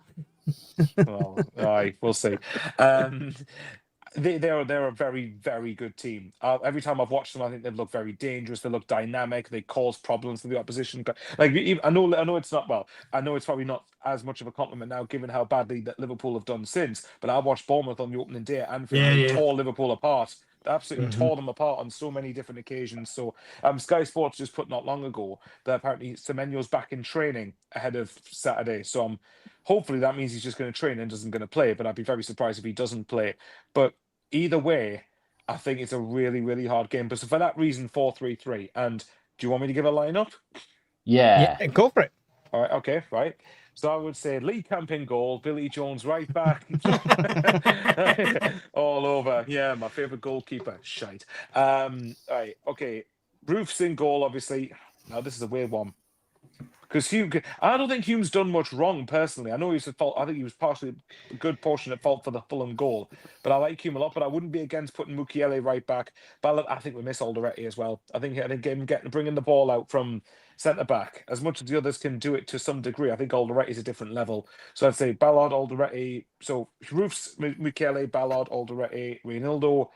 I'd say... Now, do you put Gertruda in there? No. You put Xhaka, Siddiqui...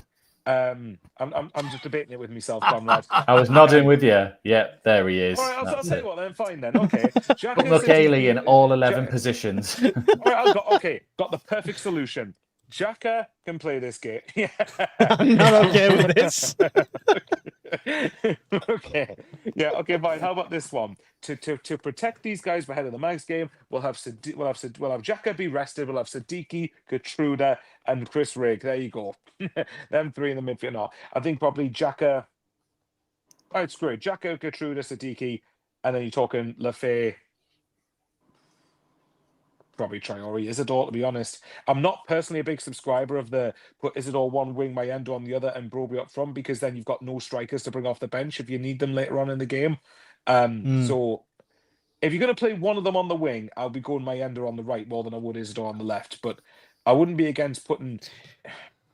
It's a tricky one though, because if you're going to put Talby there, he's generally going to be on the right because Lefay is often on the left. But I think the Talby is much more effective on the left-hand side when I've watched him. So, but I would probably say Lefay, Traore, Isidore. But I wouldn't complain if you put Talby at left wing and took Lefay out. I don't, as it's been touched on, will Roos be fit? Because Roos was injured for the last 15, 20 minutes on Saturday. He was limping, wasn't he? Aye. We've not mentioned it, but yeah, he was limping. I'm not sure if anything's been said. Has anyone heard anything on it since? Surely something would have come out by now if he was injured. But saying that, even when he was limping, he still was kicking. It wasn't like he left it to the He played till the end of the game, didn't he? defenders. Yeah, So so just been like an If impact. his injury was that bad, he would have been taken off. yeah, I bet Patterson was on the edge of his seat like that. He's limping. Nah, it'd be Simon Oh, Moore no. will bring on. He's limping. Simon Moore comes on instead. Yeah. Conrad, let's hear your team. You can't have Nordy in all the positions, though, so just one, please. I'm afraid. So we're going to go Roofs, Isidore. He wants Isidore. 4 Nordys at the back, 4 Xhakas in the middle, and 2 Isidores up front, please. As Mike Bassett says, 4-4-2. No, Benson and Hedges up front. I do see Labrie probably sticking with his 5 and inverting Hume into the midfield because he Even likes at home? it. Yeah, he did it against Everton and obviously he did it against Arsenal, but Arsenal's a different opposition. I think he likes it. I think he feels a bit safer with it because he doesn't like playing Diarra. When he doesn't like playing a 3 when he doesn't I was going to say you can't play him Diarra. at the minute anyway. But I mean, I would agree that I'd probably be more inclined to put something like you said, Nordy, Ballard, Alderete, and Reynildo across the back with Roofs in goal. I would probably put Xhaka and Getrada as your 2 sort of sitting players, so that you can still drop into a 5 if you want to with Getrada, but he is more as the midfielder. It frees up Siddiqui to move a bit further forward and help with the high press. Xhaka can also get a little bit further forward knowing Getrada's behind him. Yeah.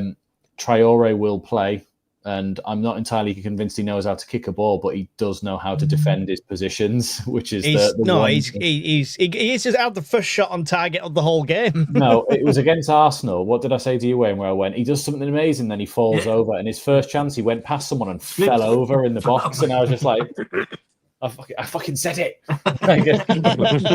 Like, just stand up. That's all I wanted to do. It's And like, a partridge in a pear tree. for someone who constantly goes on his left, he hasn't got a fucking left foot. Like, he can't shoot with his left. He's done 2 2 right air feet. kicks, like, every time I've seen him. Like, the 2 shots with his right foot the other day were better. Like, and he's not even right-footed. I think they'll stick with Isidore up top. I'm not against seeing Brobby start. I want to see what he brings to the sort of team right from the offset, but we need to learn that he isn't going to play like Isidore has been. He's probably not going to be doing the high press on the edge of the box like you'll see on Saturday, Mike, where he's sort of right at the defenders if they're doing the short kickouts. Brobby, I don't see absolutely tearing a gut to get after them. I do see him holding the ball up well, but whether we use him for that's another thing. The left side's a complete sort of guess who at the moment, really. We could put anyone out there. Like you say, Isidore could quite happily go out there. Lefay will probably get the nod because I don't think he's done much wrong, but he's not done amazingly a lot either, amazingly well. And Adingra just doesn't seem to be fancied at all. I want to see Adingra play. I want to see, him have a go and see what it is, because he's only done, I saw it the other day, he's done 163 minutes this season, and he played the most of the game against West Ham, most of the game against Burnley, and then I think he was on the bench against Brentford and he came off the bench, and then since then he's not started. He started against Man United and then he got hooked in the first half, didn't he? To be fair, when he came on against Arsenal, he looked decent. I thought he had a decent kind of cameo when he came on against Arsenal. He looked dangerous. He was getting at the fullback. I wonder if it's just when we need to attack, he is better for that, because that's his whole mindset of getting forward and attacking teams. Whereas when we want to sit in and defend our position and be frustrating or even hold on to a draw or a lead, that's not when you need him. So it's almost, we're better off if we get in front, then he's better. No, if we go behind, then he's better coming on and doing that one. But I want to see him giving a go. But Talby, for me, should be on the left. completely. I think he's right-footed, so it suits him better being on that side. Yeah, he's going to always cut back, but that's how we got back in the game against Villa. Was he cut in, had a shot, and it came through to Xhaka anyway? Was he on for the Everton game at that point? Where I know it was Lefebvre really, but he was on that side linking in with them for Xhaka's play. But yeah, it'll be Traore and Isidore, and then probably Enzo up top. Is Isidore still the main striker choice then? If there's a one? Oh, for me, only because he's got 4 so far this season. The thing is, though, for me, the way we've played the last few games, it doesn't matter who's up there. They've got no service. So we have to make sure we get that service because we've had 0 service to Wilson for the last 3 games. Is that not where, right? No bias here, Conrad, but is that not where Mayenda comes in? Because we saw it so many times last season that the frustration sent him back to midfield to pick up the ball and make that run. You know, when you're not getting the service, he gets frustrated and he goes and makes something happen. Right, and he's not had a chance to do it. You've reeled me in, and I hate you for it. No, because he was given 3 games at the start of the season, and he also did nothing. He got a goal against West Ham, a header, which I really didn't expect him to do, actually, and it was a good header. But he is also not getting the service, and he's not creating that service for himself. It's very different picking the ball up on the edge of your box against Bristol City to picking the ball up against Bournemouth at home and driving forward with it there. The midfielders and the defenders are a lot better opposition. Wilson's not doing that. Well, the last thing you want to do is keep playing Isidore up front on his own if he's stopped getting goals. It's all right, he's had the form, but if he's stopped, if it's not happening. There's Everton, Arsenal. It was only 3 games ago he scored. Yeah. I know, it's not good enough. It's not good enough for a Premier League striker. Mayenda's the first week of the season and should have scored against Burnley. To back what Conrad said, though, if you look at it, Isidore's goals, if I'm right, has contributed to getting us 5 points this season. Yeah, you got 2 extra against Brentford, extra 2 against Brentford, 1 against Villa, and I think obviously he contributed at Chelsea. So I just think he's not doing enough in my eyes. This is not for me, Andy. This could be Brobby. This could be Brobby going in instead. But I'm just saying he's not doing enough for me at the moment to guarantee him that starting spot when we've got Brobby and Mayenda as options that are on par. Like what Wayne said, though, I think you could put anybody up there at the minute. We're not getting the ball to them. We're not creating an opportunity for them. Isidore got 4 feeding off scraps this season, really. Mayenda got 1 somehow. He jumped Max Kilman and headed it in the far corner. Brobby fed off of a flick on. It was the only opportunity he's realistically been given this season. I haven't seen him had another shot apart from that. He didn't even fancy turning the Chelsea player and having a shot, which I thank him for. But as a striker, you would think turn and shoot. You sort of got 1 guy up against you. You'd have a go at it. But they're not getting it. None of them are getting the service. So he'll stick with what he knows, which is Isidore is high pressing and really good at winning the ball back, or at least trying to help us win the ball back. Defensively as well. Yeah, exactly. Yeah. So that's why I think I'm not sitting there harping on at Isidore because I think he's amazing and he should have got 10 or 15 for us so far. He's not had the chance to get 10 or 15, but Mayenda wouldn't have had the chance to get 10 or 15. Brobby hasn't had a chance to get 10 or 15. We're not going to, unless we can create something for them, we're not going to get more than 1 or 2 every 3 or 4 games. Again, it comes back to what I said before, though, that if we're really wanting to have all of these top-end sort of options, unfortunately, they cost a shit ton of money. They cost... So it's, for example, it's rare we've been on. So for those who've been on Spotify, Jimmy Paddy put, it's rare where we've been on prolonged attacks, then we then score. We score our goals from out of nowhere. Now, we are KO teams. Well, but well, this is it though, because if you look at it, most of the time we've been quite clinical with our shots. More times than not, we have been quite, we've had 1 shot, it tends to go in the back of the net. And I've noticed personally that the Premier League, you don't get as many, teams don't have as many chances even against you, not as many, but the quality of the chances is much higher. Just 24. Yeah, 24 if you're Fulham. Apart from Fulham, Fulham was an outlier in that regard. Probably Arsenal, to be fair. But the point is, I think, again, for a lot of these top draw players, unfortunately, it probably costs about 200 million quid these days in the Premier League to assemble an attack that's going to get you, 3-4 goals in many games. And that's the thing. Arsenal have spent 70, 80 on Gyökeres, he's got 2. Man United have spent 70 or 80 on Sesko, he's got 1. Money doesn't always depict goals. Exactly. Look at Liverpool's giant flop of a signing. However, Shocker Reds he's not scoring goals or as many goals. He brings people into play, he holds the ball. He's an excellent That's what striker, Arsenal were isn't saying. Aye. They were bringing Yeah. it, that he brings the rest of the team into the game, Exactly. where he takes their attention of the defenders away, which is what we're saying about Isidore, which is, okay, you're not scoring that many, but you're doing Well, another I mean, job. I said that at the start, that Isidore and Traore coming off in that Fulham game was a mistake because they were the only ones putting that pressure at the other end. But to Yeah. be fair, to what Mike, Traore is probably our best player, to be fair. And he fell over To be twice fair, though, still. if you add to what Mike's saying, though, right?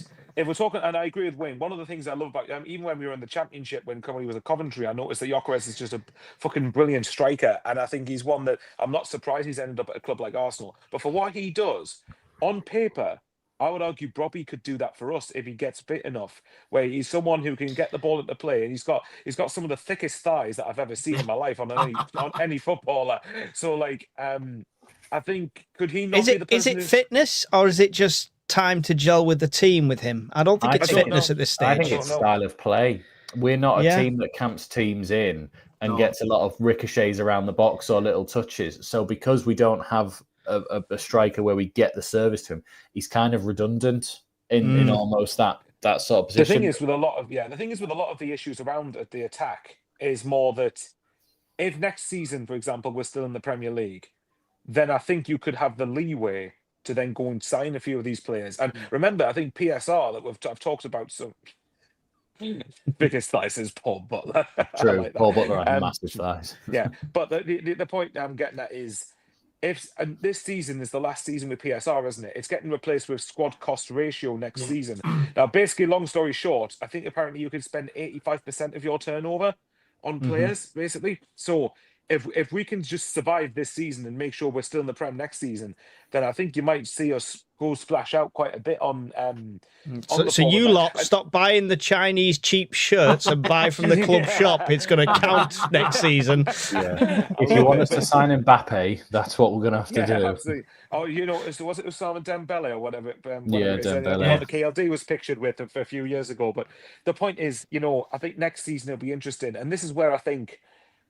I wouldn't be surprised if next season we did go out and splash a bit of money on it. But this is why I think this season, I remember we had to assemble a new team this year, and we had to prioritize athletic midfielders, athletic defenders. We had to spend our money across the park to give us a chance of staying in games. So even if the wins we get this season, more often than not, will probably be 1-goal victories. But as long as we get enough of them to make sure we're still in the league next season, then that's fine by me. Totally agree. Or in Europe. Agree. Well, I mean, hey, Mike, we could say finish 17th and win the FA Cup. You never know.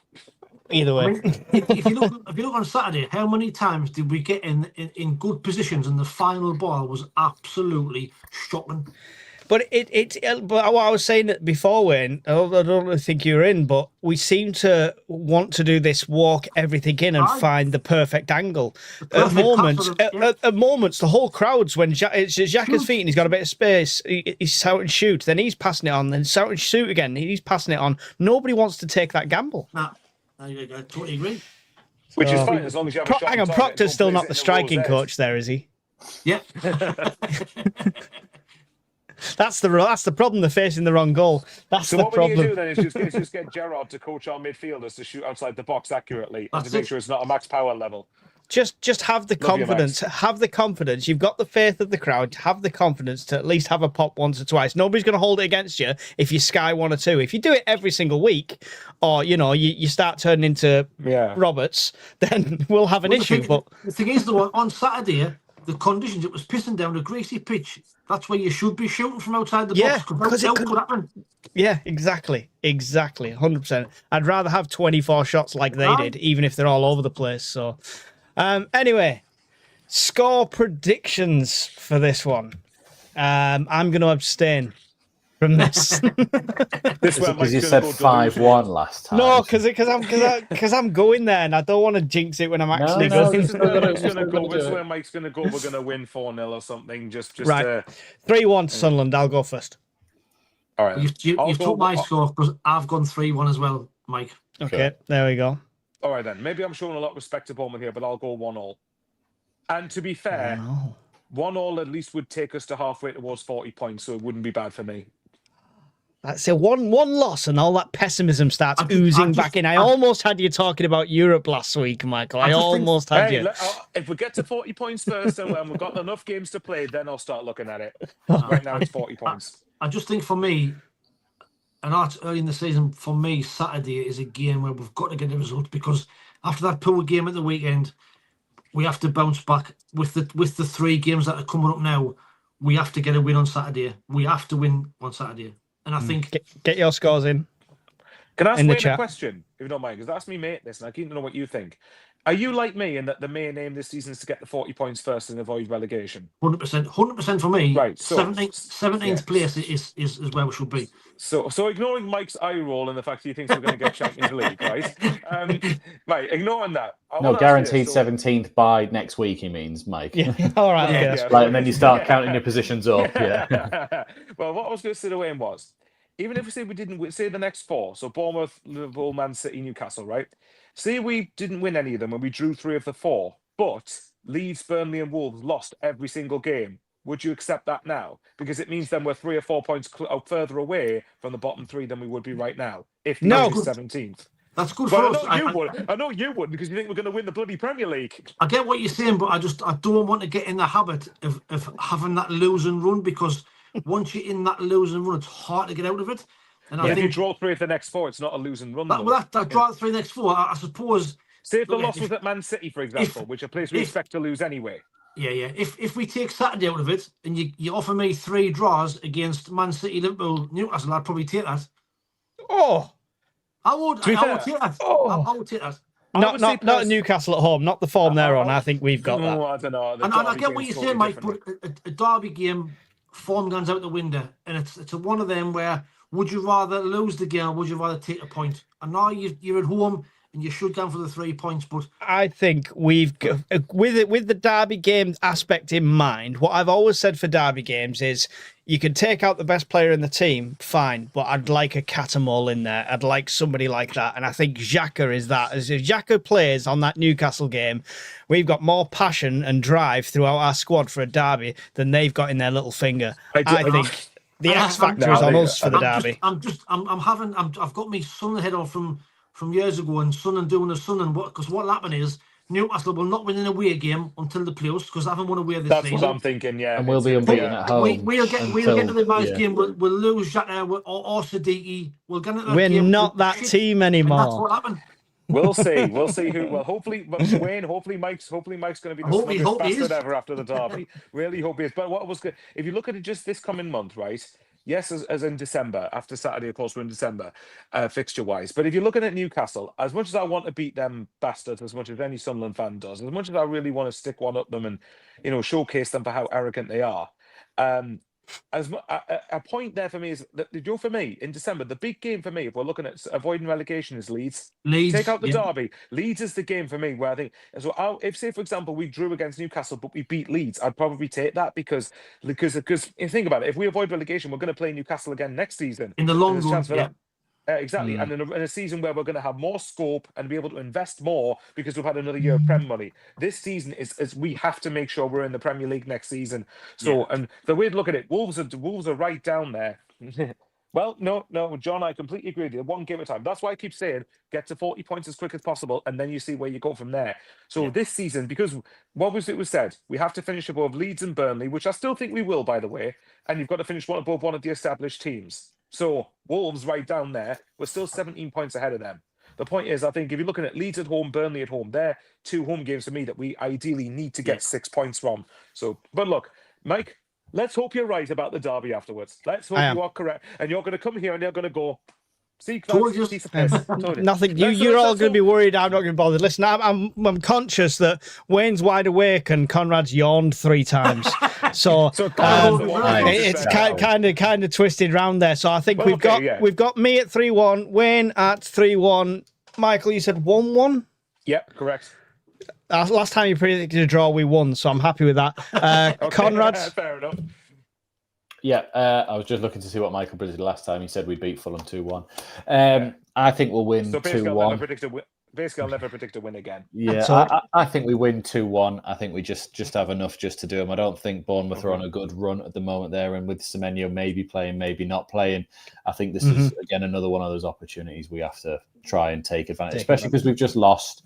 We want to bounce straight back with a win, knowing that we're going into 2 reasonably harder games away. Yeah. Liverpool is one. I'm a bit like Michael. I don't really want to talk about it, because 1 game at a time and all that, but I think we're clearly seeing signs of go there and have a go. Even if you play a 5, go there and have a go. You never know what you're going to get. Put them under pressure a bit. You know, turn the crowd. Yep. Well, he's gone all Forrest Gump on us. You never know what you're gonna get. Right. So Jimmy Paddy's gone 2-2. John Rosenbrey's gone 3-0. Steve Hewitt's gone 2-1. Miles of Sunderland has gone Sunderland 2-1. Tony Huntington is with Mike and Wayne at 3-1. I'll go 2-2 for the draw, lads, says Brian Greener. Bailey Montblanc says 2-2. Quite a few draws in there. Mr. Bo Jimgles has gone 1-0 and called it as Renildo. I'd love to see that. Love to see it. It sounds like the kind of thing we'd do, though, right? It's the random defender scores instead. L12 Bong has gone 1-0 to the lads. SAFC do well after a defeat this season. We do seem to bounce back. That is one good trait we've got at the moment. Being Laney says 2-0 to Sunderland as well. Stop being a defeatist, Wayne. Believe. Keep the faith. Keep the faith, Wayne. Keep the faith. These 3 predicted a win. It's me who's probably the pessimistic one. I think that's it for us this evening. So, Michael Bowers, any final thoughts for our wonderful audience? And mention your channel, please. Subscribe to myself, Michael Bowers. Well, obviously, there's Michael Bowers 541, but just type Michael Bowers Sunderland. It's much appreciated, the support. Subscribe to all the channels involved and subscribe on Spotify. The numbers are growing and we couldn't be happier for it. Excellent. Any final thoughts from you, Conrad? No, just apart from to say thank you, because we have hit 3,000 subscribers tonight. We did just get over. Yay. We can retire. We can retire. Yeah. Exactly. That's it now. We'll celebrate by getting a 1973 toaster and tea and set the I mean, sorry, you've put that up, but where am I? I'm here. Hello. How good is that? That was in Lidl. It wasn't supposed to be anything to do with Sunderland, but it's in Lidl. It comes in white and it comes in red. So now I have a complete Sunderland kitchen with 1973 everywhere. Exactly, it's awesome. But yeah, thank you all. 3,000, and we're doing pretty well. So go subscribe to these 2 as well, and we'll see you all. I think next week is going to be on a Thursday because the Liverpool game will be on the Wednesday. So we'll be doing Thursday midweek Mackems next week. Yeah, my brother's gone 3-0, so we'll have a little battle when we go down there. Wayne, final thoughts and mention your channel if you don't mind. Just to echo what these lads have said, my channel only fills an SAFC. Head across there and give it a like and a subscribe. I think I'm 120 away from 5K, which will be an absolutely phenomenal achievement for me. Keep going. Never thought I'd get anywhere near that. So if I get the 5K, I'll be over the moon. So thank you very much for everybody who's watching, subscribing, and putting comments in. Greatly appreciated. And we'll see you next week. When do we start announcing it by adding them all up and say, between us, we've got 20,000 subscribers? 50,000, yeah. Yes, excellent. Thank you from me to the lads for all giving up their time, even when Wayne's in an incognito location in a suspicious hotel. I'm in Blackpool in a Premier Inn. That's where I am. Oh, it's even worse. I'd have kept it incognito. Thank you for everyone giving up the time. Don't forget, all the 3 channels are up above. They'll all be down below in the links as well afterwards. Leave your comments, leave everything like that, and show some love. And we won't have a live commentary on this channel this week because, I'm not there to do it, and Conrad just doesn't like you enough to do it for you. So I'm out drinking. And yeah, we'll see you in next week's Midweek Mackems. Take care. Got Conrad on the mic, got Bowers on the keys, got Wayne with the banter, and it's all about me. Midweek Mackems, your weekly dose of chaos. Midweek Mackems, we're back to take the crown. I know it's hard to get along with the league being so strong, but don't you worry now, just sit back and listen to the song. Midweek Mackems, your weekly dose of chaos. us. We're